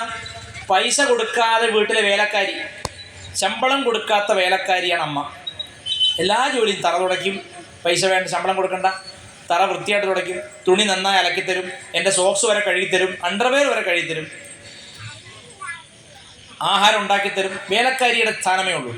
വേലക്കാരോട് ഞാൻ ഇറങ്ങുകയാണെന്ന് പറയാത്തതുപോലെ ഇപ്പോൾ പെറ്റമ്മയോടും ഒന്നും പറയാതെ മക്കൾ ഇറങ്ങിപ്പോകുന്നു. ഈ നശിച്ച നന്ദികെട്ട താങ്ക്ലെസ് ഇൻഗ്രേറ്റ്സ്, ഇവരുടെ കർമ്മഫലം എന്താണെന്ന് ആലോചിച്ചിട്ടുണ്ടോ? ഇതൊന്നും നിലനിൽക്കാൻ പോകുന്നില്ല. കാരണം നമ്മൾ ഒരാളോട് പറയുന്നൊരു വാക്ക്, ഒരു ചിന്ത, ഒരു വാക്ക്, ഒരു പ്രവൃത്തി നമ്മളിലേക്ക് തന്നെ തിരിച്ചു വരും. എവിടെയും പോകാൻ പോകുന്നില്ല. കർമ്മ ഇസ് എ ബൂമറാങ്. നിങ്ങൾ എങ്ങനെയാണോ ഒരാളെ ട്രീറ്റ് ചെയ്യുന്നത്, അതേ അവസ്ഥ നിങ്ങളും അനുഭവിക്കേണ്ടി വരും. ഒരു സംശയ കാര്യത്തില്ല. അതുകൊണ്ട് മക്കളോട് ഈ കർമ്മ നിയമം പറഞ്ഞു കൊടുക്കണം. Even if they do not believe in a god or a particular deity, they should believe in the philosophy of karma. ഒരു ദേവതയിലോ ഈശ്വരനോ വിശ്വസിക്കാത്ത മനുഷ്യരും കർമ്മ നിയമത്തിൽ വിശ്വസിക്കണം. Whatever you sow, you shall reap. നീ എന്ത് വിതച്ചോ അത് നീ കൊയ്തിരിക്കും.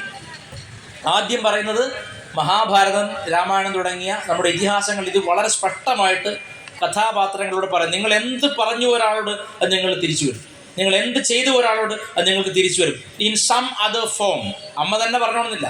It can come from anywhere else. നിങ്ങളുടെ സുഹൃത്തുക്കളിൽ നിന്നോ, നിങ്ങൾ ഏറ്റവും നല്ലതെന്ന് വിചാരിക്കുന്ന ആളിൽ നിന്നോ നിങ്ങൾക്കത് വരാം.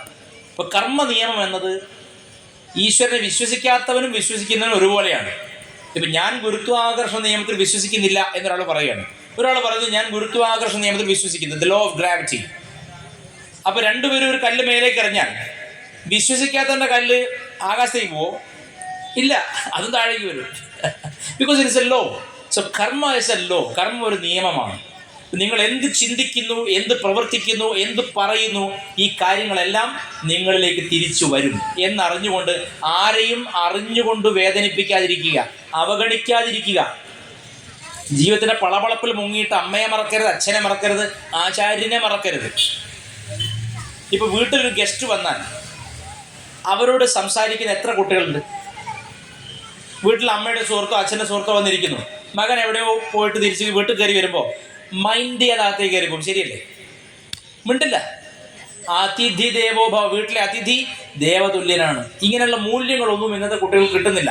So it is a mother's primary duty to tell them, inject them. ഈ ആശയങ്ങളൊക്കെ അവരുടെ ഉള്ളിൽ ചെലുത്തി കൊടുക്കേണ്ടത് അമ്മമാരുടെ ദൗത്യമാണ്. ബിക്കോസ് ഒരു കുട്ടിയുടെ പ്രത്യക്ഷ ദൈവവും പ്രത്യക്ഷ ഗുരുവും അമ്മയാണ്. ആ സ്ഥാനത്തിന് അർഹമായ വാക്കുകളെ അമ്മ പറയാവൂ, ആ സ്ഥാനത്തിന് അർഹമായ പ്രവൃത്തി അമ്മ ചെയ്യാവൂ. അച്ഛൻ കുടിച്ച് കൂത്താടി വന്നിട്ട് മകനോട് സിഗരറ്റ് വലിക്കലടാന്ന് പറഞ്ഞാൽ അവൻ പിന്നെ കള്ള് ഷാപ്പ് തുടങ്ങും. അപ്പം നമ്മൾ മാതൃകയാവേണ്ടത് അത്യാവശ്യമാണ്. ഒരു മാതൃകാ ഹിന്ദു കുടുംബത്തിൽ അച്ഛൻ, അമ്മ, കുട്ടികൾ ഇവരെല്ലാവരും ഒരുമിച്ചിരുന്ന് ഭക്ഷണം കഴിക്കണം. അന്നം ബ്രഹ്മമാണ്. ലോകത്ത് ഫുഡ് ഇസ് ഗോഡ് എന്ന് പറഞ്ഞൊരു സംസ്കാരമാണ് ഹിന്ദുധർമ്മം. എന്താണ് കാര്യം? അന്നം ബ്രഹ്മ. അന്നം ഈശ്വരനാണ്, പരബ്രഹ്മമാണ്.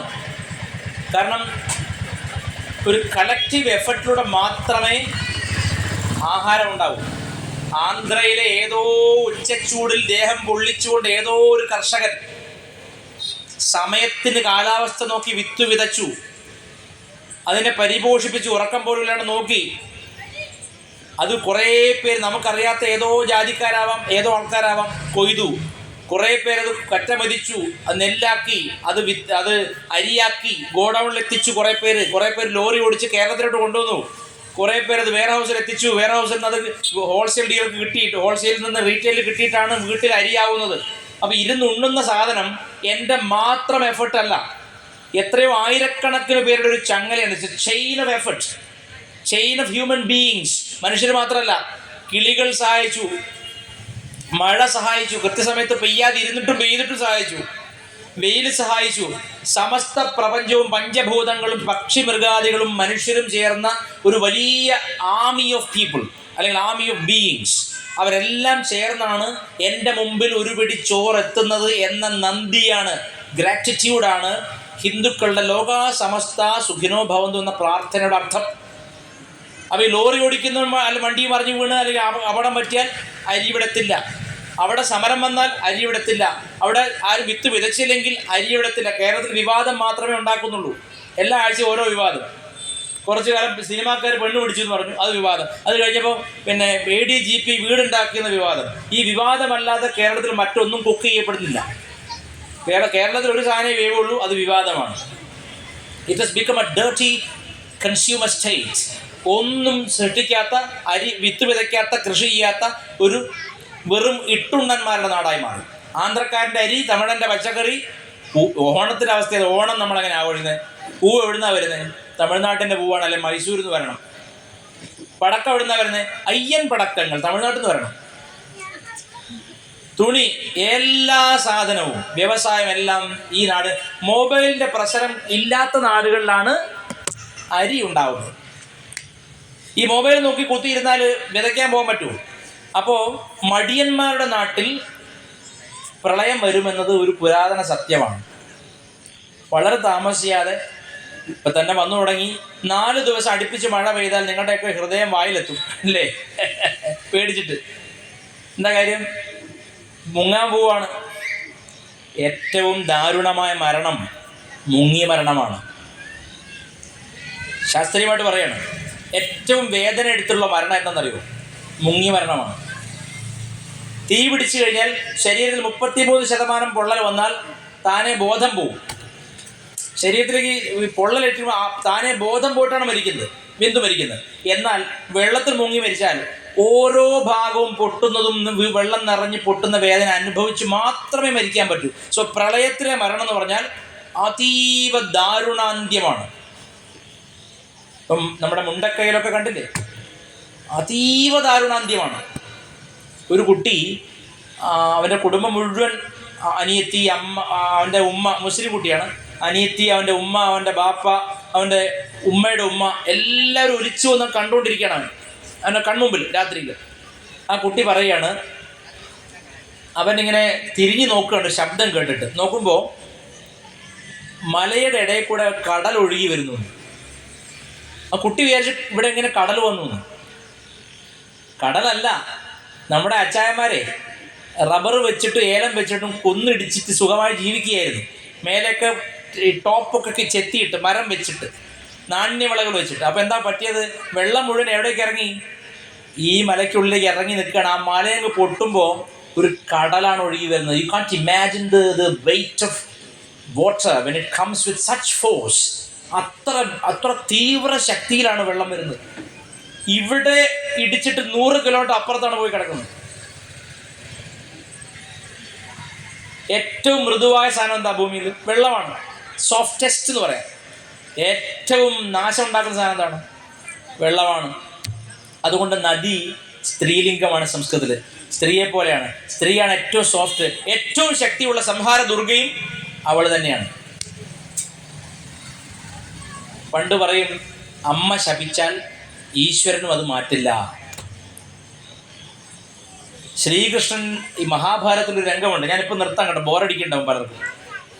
അവർ കുങ്കുമ മഴയൊക്കെ തീരാനായിട്ടുണ്ടാവും. ചന്ദന മഴയാണ്. ഈ പേരറിയില്ല, ഇപ്പോൾ ഉണ്ടോയെന്നറിയില്ല ആ സീരിയലൊക്കെ. ഇപ്പോൾ ഏത് സീരിയലാണ് ഓടുന്നത്? ഇപ്പോൾ ഏതാ ഓടുന്നത് അറിയില്ലല്ലേ? പറയില്ല, ഇവിടെ ആയതുകൊണ്ട്. അങ്ങോട്ട് മാറിയേ പറയാം. പണ്ടൊരു സീരിയൽ ഉണ്ടായിരുന്നു, ജ്വാലയായി എന്ന് പറഞ്ഞിട്ട്. അതിനെപ്പറ്റി തമാശ ഇറങ്ങിയതാണ്. അതിൽ ബാലതാരമായി വന്നൊരു പെൺകുട്ടി മുത്തശ്ശിയായി, എപ്പോഴും അഭിനയിക്കാത്രയില്ലേ ജ്വാലയായി. അപ്പോൾ ഇൻ്റർവ്യൂക്കാരൻ ചോദിച്ചു, മുത്തശ്ശി എവിടുന്നാണ് കല്യാണം കഴിച്ചത്? എൻ്റെ കൂടെ ബാലതാരമായിട്ട് വന്നുള്ള വേറെ ആളെ കല്യാണം കഴിച്ചത്. അദ്ദേഹം അവിടെ പോയി, അദ്ദേഹം എന്നോ ജ്വാലയായി. എന്നിട്ട് സീരിയൽ തീർന്നില്ല. അപ്പോൾ ഈ പയ്യൻ പറഞ്ഞു കേട്ടില്ല, തിരിഞ്ഞു നോക്കിയപ്പോൾ കാണുന്നത് കടൽ ഒഴുകി വരികയാണെന്ന്. You can't write it in words. വാക്കുകൾ എഴുതാം. ആ dread, the kind of freight, ആ പേടിയുണ്ടല്ലോ, ആ ഫ്രൈറ്റനിങ് എക്സ്പീരിയൻസ്, അത് ഒരിക്കലും നമുക്ക് എക്സ്പ്രസ് ചെയ്യാൻ പറ്റില്ല. ജലസമാധിയാണ് ഏറ്റവും വേദനാജനകമായ മരണം. മലയാളികൾ അത് വിളിച്ചു വരുത്തുകയാണ്.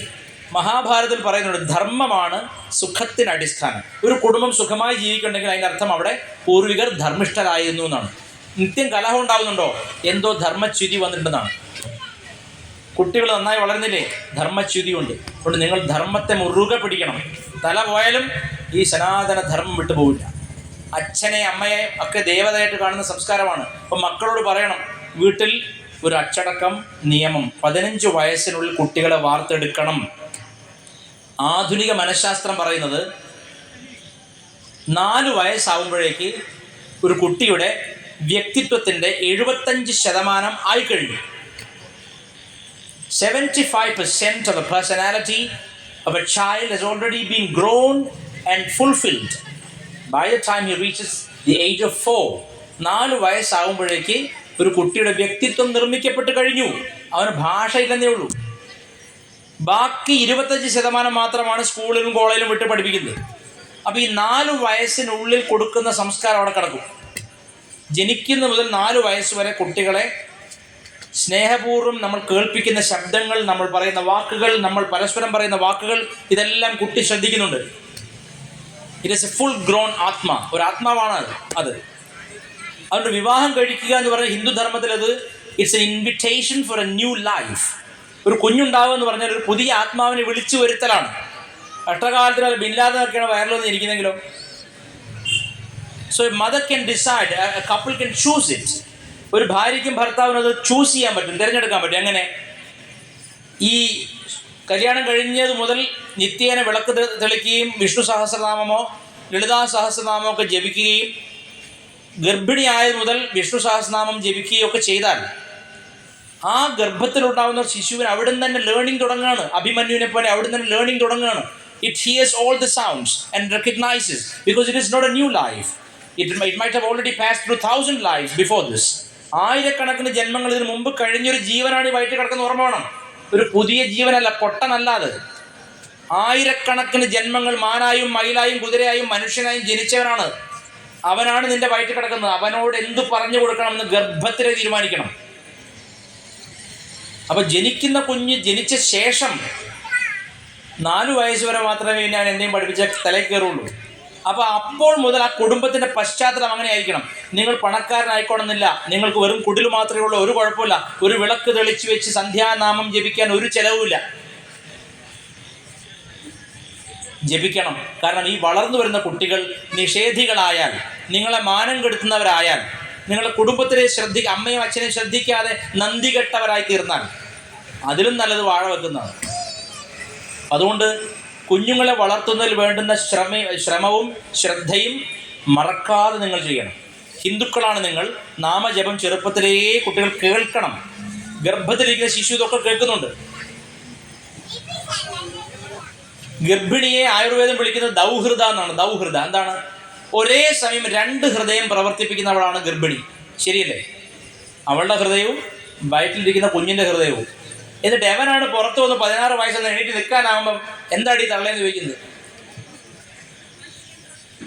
ഇവന്റെ ഹൃദയവും നിങ്ങളുടെ വയറ്റിനകത്ത് മിടിക്കാൻ നിങ്ങൾ ആഹാരം കഴിക്കുകയും അവന് ക്ഷതം പറ്റാതിരിക്കാൻ വേണ്ടി നടക്കുമ്പോൾ ശ്രദ്ധിച്ച് നടക്കുകയും ഇരിക്കുമ്പോൾ ശ്രദ്ധിച്ചിരിക്കുകയും ഉറക്കെ സംസാരിക്കാതിരിക്കുകയും മോശം വാക്കുകൾ കേൾക്കാതിരിക്കുകയും ചെയ്ത് വളർത്തിക്കൊണ്ടുവന്ന മകൻ നാളെ നിങ്ങൾക്കെതിരെ തിരിയുന്നുണ്ടെങ്കിൽ സൂക്ഷിക്കണം. അത്തരം നന്ദികെട്ട മക്കളെ വളർത്താതിരിക്കുന്നതാണ് നല്ലത്. അതുകൊണ്ട് ഗർഭം ധരിച്ച ഉടൻ തന്നെ നാമജപം മുടങ്ങാതെ ചെയ്തു കൊള്ളണം. ഉറക്ക ജപിക്കണം. അത് കേൾക്കും. അതുകൊണ്ട് ഓം എന്ന ശബ്ദം ഗണപതി കുട്ടിക്കുള്ളിൽ അറിയാതെ കയറും. ഇതൊക്കെ ആ ഓം എന്ന ശബ്ദം ഓം പോലെ സാന്ത്വനം കിട്ടുന്ന ശബ്ദമില്ല. വളരെ സ്ട്രെസ്ഡ് ഔട്ടായിട്ട്, വളരെയധികം പരീക്ഷീണനായിട്ടും മാനസിക വ്യഥയോടുകൂടിയും ഒരാൾ വരുന്നുവെങ്കിൽ സമാധാനമായിട്ട് ഇരിക്കാൻ പറഞ്ഞ ഒരാൾ 21 തവണ ഓങ്കാരം ജപിക്കാൻ പറഞ്ഞാൽ അയാൾ താനേ ദുഃഖം മറക്കും. ദുഃഖം ഹനിക്കുന്ന, വിഘ്നം ഹനിക്കുന്ന ശാന്തി തരുന്ന ശബ്ദമാണ് ഓം. ദീർഘമായിട്ട് ഓംകാരം ഉച്ചരിച്ചാൽ മനസ്സിന് ശാന്തി താനേ വരും. ലളിതാ സഹസ്രനാമമൊക്കെ ചെയ്യുമ്പോൾ 1000 തവണ ഓംകാരം ജപിക്കും. ഓം ശ്രീമാത്രേ നമ, ഓം ശ്രീ മഹാരാജ്ഞേ നമ, ഓം ശ്രീമത് സിംഹാസനേശ്വര്यै നമ. ഇങ്ങനെ പറയുമ്പോഴൊക്കെ ഓംകാരം ജപിക്കുകയാണ്. അതൊരു പ്രാണായാമം കൂടിയാണ്. അപ്പം രാവിലെ വലത് തിരിഞ്ഞ് എഴുന്നേറ്റ് തൻ്റെ കുലദേവത ആരായാലും ആ ദേവതയെ മനസ്സാ സ്മരിക്കുക. അമ്മേ അല്ലെങ്കിൽ ഭഗവാനെ, എന്നെയും എൻ്റെ കുടുംബത്തെയും അവിടുന്ന് പാലിക്കണമേ, ഞങ്ങളുടെ ധർമ്മം പാലിക്കണമേ. അതാണല്ലോ കാളി കാളി മഹാകാളി ഭദ്രകാളി നമോസ്തുതേ കുലം ച കുലധർമ്മം ച മാം ച പാലയ പാലയ. കാളി കാളി മഹാകാളി, അമ്മേ മഹാകാളി, ഭദ്രകാളി, അവിടുത്തേക്ക് നമസ്കാരം. എൻ്റെ കുലത്തെയും കുലധർമ്മത്തെയും എന്നെയും സംരക്ഷിച്ചാലും എന്നാണ് പ്രാർത്ഥിക്കുന്നത്. അത് പ്രാർത്ഥിക്കണം രാവിലെ എഴുന്നേറ്റാൽ. എന്നിട്ടോ ഗുരുവിനെ സ്മരിക്കണം. പിന്നെയോ ഭൂമിദേവിയെ തൊട്ടു വന്ദിച്ചിരുന്നേൽക്കണം. കൈകൊണ്ട് തൊടും. കട്ടുമരുന്ന് തൊട്ട് തലകുത്തി വീണ് ഞാൻ പറഞ്ഞെന്ന് പറയരുത്. കോഷൻ വെക്കുകയാണ്. Conditions apply. നിങ്ങളുടെ സാഹചര്യം എനിക്കറിയില്ല. പണ്ടൊക്കെ പായലാണ് ആൾക്കാർ കടന്നിരുന്നത്. അതുകൊണ്ട് ഭൂമി തൊടാൻ എളുപ്പമുണ്ട്. ഇപ്പം വലിയ കട്ടിലിൻ്റെ മുകളാണ്. അപ്പം എന്താണ്, പാദത്തിന് മുമ്പ്, പാദം തൊടുന്നതിന് മുമ്പ് കൈയാണ് തൊടേണ്ടത്. സമുദ്രവസനേ ദേവി പർവ്വതസ്ഥല മണ്ഡിതേ വിഷ്ണുപത്നി നമസ്തുഭ്യം പാദസ്പരിശം ക്ഷമസ്വ. അമ്മേ ഭൂമിദേവി, അവിടുത്തെ ഞാൻ ചവിട്ടി നടക്കാൻ പോവാണ്. എൻ്റെ ചവിട്ട് ഏറ്റ് അവിടുത്തേക്ക് എന്നോട് കോപം ഉണ്ടാവരുതേ. ഭൂമിയെ ചവിട്ടുമ്പോൾ പോലും അനുവാദം വാങ്ങി പ്രാർത്ഥിച്ചിരുന്ന നമ്മുടെ ഇടയിലേക്ക് വൈദേശിക മതങ്ങൾ വന്നപ്പോൾ കുന്നായ കുന്നൊക്കെ ഇടിച്ച് റബ്ബർ വെച്ച് നശിപ്പിച്ചതിൻ്റെ ഫലമാണ് ഭൂമിയെ ഒരു വിലയില്ലാത്ത മതങ്ങളാണ് മറ്റു 2 മതങ്ങൾ. ഒരു വിലയില്ല. ഇതൊക്കെ നമുക്ക് വെട്ടിപ്പിടിക്കാനും തിന്നാനും മാത്രമുള്ളതാണ് എന്നാണ് സങ്കല്പം. എന്നാൽ ഭാരതത്തിൽ അങ്ങനെയല്ല. വേദം സ്പഷ്ടമായി പറയുന്നു. അഥർവവേദം പറയുകയാണ്, മാതാ ഭൂമി പുത്രോഹം പൃഥിവ്യ. ഈ ഭൂമി എൻ്റെ അമ്മയാണ്, ഞാൻ അവിടുത്തെ പുത്രനാണ്. നിങ്ങൾ നടക്കുമ്പോഴും ഇരിക്കുമ്പോഴും എപ്പോഴും ഈ ജാഗ്രത വേണം. ഇരിക്കുന്നിടം തൊട്ടു വന്നിച്ചിരിക്കണം. നടക്കുമ്പോൾ വിനയത്തോടെ നടക്കണം. എന്താ കാര്യം? ഈ ഭൂമി എൻ്റെ അമ്മയാണ്. എന്നെ സസ്റ്റെയിൻ ചെയ്യുന്ന ഭൂമിയാണിത്. എൻ്റെ ഹോമാണ്, എൻ്റെ വീടാണ് ഈ പ്ലാനറ്റ്. ഇതിൻ്റെ നിലനിൽപ്പാണ് എൻ്റെ നിലനിൽപ്പ്. ഇത് നിലനിന്നാൽ മാത്രമേ എനിക്ക് നിലനിൽപ്പുള്ളൂ. So my survival, my existence is due to the existence of the mother earth. ഈ ഭൂമാതാവിൻ്റെ നിലനിൽപ്പില്ലെങ്കിൽ ഞാനില്ല. അതുകൊണ്ട് നന്ദിയോടുകൂടി എല്ലാ ജീവജാലങ്ങളോടും രമ്യതയോടുകൂടി എല്ലാ പ്രകൃതി ശക്തികളോടും വിനയത്തോടുകൂടി ജീവിക്കാനാണ് ഭാരതീയ ഹിന്ദുധർമ്മം നമ്മളെ പഠിപ്പിക്കുന്നത്. വേദം സ്പഷ്ടമായി പറയുന്നുണ്ട് ഇക്കാര്യം. അതുകൊണ്ട് ഇതൊക്കെ പാലിക്കണം. അപ്പോൾ ഗണപതി എന്ന തത്വം വളരെ വിശാലമായൊരു തത്വമാണ്. എന്താണ് അതിന് പ്രത്യേകത എന്നറിയോ? അമ്മ വഴിക്കാണ് ഗണപതി. എന്താ കാര്യം? അമ്മ പുത്രനാണ്, ശക്തി സ്വരൂപനാണ് ഗണപതി. പൂർണ്ണ ശിവസ്വരൂപനാണ് ആര്? മുരുകൻ. മിനി ശക്തിയാണ് ഗണപതി, മിനി ശിവനാണ് മുരുകൻ. ഈ ഗണപതിയെ പറ്റി പറഞ്ഞു നിർത്താം. ഗണപതിയുടെ രൂപം നോക്കൂ. ആനയുടെ തല, മനുഷ്യൻ്റെ ഉടല്, സഞ്ചരിക്കുന്ന എലിയുടെ മേലെ. ഇപ്പോൾ പണ്ടൊക്കെ ഞാൻ ചിന്തിക്കുന്നത് ഇത്രയും വലിയൊരു തടിയൻ ഈ എലിയുടെ മേലെ കയറിയിരുന്ന എലി പത്തിരിയായി പോലെയെന്ന്. സത്യത്തിൽ ആ ചിത്രത്തിൻ്റെ റെപ്രസെൻറ്റേഷൻ മറ്റൊന്നാണ്. ഭൂമിയിൽ മുലയൂട്ടുക എന്ന് പറഞ്ഞാൽ, ഇപ്പം നമ്മളൊക്കെ മുലപ്പാൽ കുടിച്ചവരാണ്. ഒരാളെ വെല്ലുവിളിക്കുമ്പോൾ അമ്മയുടെ മുലപ്പാൽ കുടിച്ചവരുടെ വാടാന്നൊക്കെയാണ് വെല്ലുവിളിക്കുന്നത്. അപ്പം അമ്മയുടെ മുലപ്പാൽ കുടിക്കുക എന്ന് പറഞ്ഞാൽ ജീവൻ്റെ ആദ്യത്തെ ഫീഡ്, ഇത് ഫസ്റ്റ് ഫീഡാണ്. നമ്മൾ ഈ ഭൂമിയിലേക്ക് ആനയിക്കുക നമ്മുടെ ആദ്യത്തെ ആഹാരമാണത്. നമ്മൾ നിലനിർത്തുന്ന അമ്മയുടെ മുലപ്പാലാണ്, സ്തന്യം. ആ മുലപ്പാൽ കുടിക്കുന്ന ജീവികളിൽ ഏറ്റവും ചെറുതേതാണ്? മുലപ്പാൽ കുടിക്കുന്ന ജീവികളിൽ ഏറ്റവും ചെറുതേതാണ്? എലിയാണ്. സസ്തനി, മുലയൂട്ടുന്ന ജീവികളിൽ ഏറ്റവും ചെറുത് എലി. മുലയൂട്ടുന്ന ജീവികളിൽ ഏറ്റവും വലുതേതാ കരയിൽ? ആന, അല്ലേ? അപ്പോൾ അമ്മ മാതൃക്രമത്തെയാണ് ഗണപതി കാണിക്കുന്നത്. ശക്തി സ്വരൂപനാണ്, പാർവതിയുടെ ലക്ഷണമാണ്. മുലയൂട്ടുന്ന എലിയും മുലയൂട്ടുന്ന ആനയും ആരാണ്? യാദേവി സർവഭൂതേഷു മാതൃരൂപേണ സംസ്ഥിത നമസ്തസ്യൈ നമസ്തസ്യൈ നമസ്തസ്യൈ നമോ നമ. ഏതൊരു ദേവിയാണോ സകല ജീവജാലങ്ങളിലും, മനുഷ്യരിൽ മാത്രം എന്ന് പറഞ്ഞില്ല, സർവഭൂതേഷു എല്ലാ ജീവജാലങ്ങളിലും ഏതൊരു ദേവിയാണോ അമ്മയായിരിക്കുന്നത്, മാതൃരൂപിണിയായിരിക്കുന്നത്, ആ അമ്മയ്ക്ക് നമസ്കാരം എന്നാണ്. അപ്പോൾ എലിയായിരിക്കുന്ന അമ്മയും പുലിയായിരിക്കുന്ന അമ്മയും ആനയായിരിക്കുന്ന അമ്മയും മനുഷ്യനായിരിക്കുന്ന അമ്മയും സാക്ഷാൽ പരാശക്തിയാണ്, പാർവതീ ദേവി തന്നെയാണ്. അത് കാണിക്കുകയാണ് ഗണപതി. എന്താണ്? സസ്തനിയിൽ ഏറ്റവും ചെറുത് എലി, ഏറ്റവും വലുത് ആന. ഞങ്ങൾ രണ്ടും ഒരു യൂണിവേഴ്സ് മുഴുവനുള്ള മാതൃരൂപം മുഴുവൻ ഗണപതിയിലുണ്ട്. എത്ര മനോഹരം! ഇതുപോലെ സിംബോളിക്കായ ഒരു മതം വേറെയുണ്ടോ? ഗണപതി തൊഴുതാൽ എല്ലാമായി എന്ന് പറയാൻ കാരണം എന്താ? ഇവിടെ മുലയൂട്ടുന്ന എല്ലാ മാതൃസ്വരൂപവും ആ ഗണപതിയിലുണ്ട്. കോഴിക്കോട് ജനിച്ച് മംഗലാപുരത്തും കർണാടകത്തിലും സഞ്ചരിച്ച് മഹാരാഷ്ട്രയിലെ ഗണേശ്പുരിയിൽ കാലങ്ങളോളം ജീവിച്ച് സമാധിയായ അവധൂതന്മാരുടെ ചക്രവർത്തി എന്നറിയപ്പെടുന്ന നിത്യാനന്ദ പരമഹംസർ മഹാഗുരുവാണ്, ശിവാവതാരമാണ്. 1961 സമാധിയായി. ആ നിത്യാനന്ദ പരമഹംസർ പറയുമായിരുന്നു, എന്തിനാണ് എല്ലാ ദേവതയും, ഒരു ഗണപതി മതി. എന്താ കാരണം? ഒരു ഗണപതിയിൽ സകല ശക്തിസ്വരൂപമുണ്ട്. ദേവി മുഴുവൻ ഗണപതിയിലുണ്ട്. ഗണപതിയെ മാത്രം സ്മരിച്ചാൽ എല്ലാമായി. ആദ്യാവസാനക്കാരനാണ് ഗണപതി. ഈ തത്വം അറിയാതെയാണ് ഗണപതി മിത്താണ് എന്നൊക്കെ പറയുന്നത്. സ്വന്തം അമ്മയ്ക്ക് മുഖത്ത് നോക്കി കാർക്കിച്ച് തുപ്പുന്നതിന് തുല്യമാണ് ഗണപതി. മുല കുടിച്ച് ആരും ഗണപതിയെ കളിയാക്കിക്കൂടാ. കാരണം അത് കാണിക്കുന്ന തത്വം മാതൃതത്വമാണ്, ദേവീ തത്വമാണ്, പ്രണവതത്വമാണ്. എല്ലാറ്റിനും ഉപരി നിൽക്കുന്ന പ്രണവോപാസനയാണ് കാണിക്കുന്നത്. പ്രണവസ്വരൂപനാണ്. അതുകൊണ്ട് ഈ ഗണേശോത്സവം ഇത്തരം തത്വങ്ങൾ അറിയാനുള്ള വേദിയും കൂടിയായി തീരട്ടെ. നമ്മുടെ സംസ്കാരത്തിൽ ഏറ്റവും വിശിഷ്ടമായ അധ്യാവസാനക്കാരനായ മൂർത്തിയാണ് ഗണപതി. മൂലാധാരത്തിൽ ഗണപതി, സഹസ്രാരത്തിൽ ഇതേ ഗണപതി തന്നെ സദാശിവനായിത്തീരുന്നു. അത്ര വ്യത്യാസം മാത്രമേ ഉള്ളൂ. ഒരേ ഗണപതിയാണ് മൂലാധാരത്തിലും സഹസ്രാരത്തിലും കൂടികൊള്ളുന്നത്. അതുകൊണ്ട് ഇത്തരം സംസ്കാരങ്ങളെ പരിപോഷിക്കാൻ അത് ആചരിക്കണം. എഴുന്നേൽക്കുന്നത് മുതൽ ഈശ്വര സ്മരണം വേണം. ഒരു അരി കഴുകി അടുപ്പത്തിടുമ്പോഴും നാമം ജപിച്ചുകൊണ്ടിടണം. ഓരോ കർമ്മത്തിലും ഈശ്വരസ്മരണ കൊണ്ടുവന്നാൽ നിങ്ങൾ യഥാർത്ഥ ഹിന്ദുവായി. അപ്പോൾ പരസ്പര പ്രേമവും വിശ്വശാന്തിയും ഉണ്ടാവണമെങ്കിൽ ഈ സനാതനധർമ്മത്തിൻ്റെ മൗലിക തത്വങ്ങൾ അമ്മമാരും അച്ഛന്മാരും കുട്ടികളും ഒക്കെ ആചരിക്കാൻ ബാധ്യസ്ഥരാണ്. കുട്ടികളോട് പറയണം, രാത്രി കാലത്തിലുള്ള ഫോൺ ഉപയോഗം വേണ്ട. കമ്പ്യൂട്ടർ അത് വെച്ചിട്ട് ഫോണെന്ന് ഉദ്ദേശിച്ച് ഫോൺ മാത്രമല്ല, anything that gives you an addiction, ഒരു അഡിക്ഷൻ ക്രിയേറ്റ് ചെയ്യുന്നൊന്നും കുട്ടികളെ ഉപയോഗിക്കാൻ സമ്മതിക്കരുത്. 15 വയസ്സിനുള്ളിൽ അവൻ്റെ വ്യക്തിത്വം രൂപീകരിക്കണം. അത് നിങ്ങളുടെ ഉത്തരവാദിത്തമാണ്. 4 വയസ്സിനുള്ളിൽ തന്നെ നാമജപം കേട്ട് അവൻ്റെ മനസ്സ് സംസ്കാരത്തിലേക്ക് വരണം. അത് അമ്മമാരുടെ ഉത്തരവാദിത്തമാണ്. 4 വയസ്സിൽ എല്ലാവരുടെ വീട്ടിൽ ഞാൻ നിൽക്കില്ലല്ലോ. നിങ്ങളുടെ വീട്ടിൽ നിങ്ങളാണ് രാജാവ്, നിങ്ങളാണ് നിയമം ഉണ്ടാക്കേണ്ടത്. അപ്പോൾ സനാതന ധർമ്മത്തനുസരിച്ച് കുട്ടികളെ വളർത്തണം. എത്ര കോടി രൂപ തരാമെന്ന് പറഞ്ഞാലും വേദവ്യാസൻ്റെയും പതഞ്ജലി മഹർഷിയുടെയും പാണിനിയുടെയും വിവേകാനന്ദൻ്റെയും ശങ്കരാചാര്യരുടെയും രാമകൃഷ്ണദേവൻ്റെയും ഒക്കെ മതം, ഈ സനാതന ധർമ്മം വിട്ടുപോകരുത്. അത്രമാത്രം പറയട്ടെ. ഹര നമഃ പാർവതീപതയേ, ഹര ഹര മഹാദേവ. സർവത്ര ഗോവിന്ദനാമ സങ്കീർത്തനം. ഗോവിന്ദ ഗോവിന്ദ.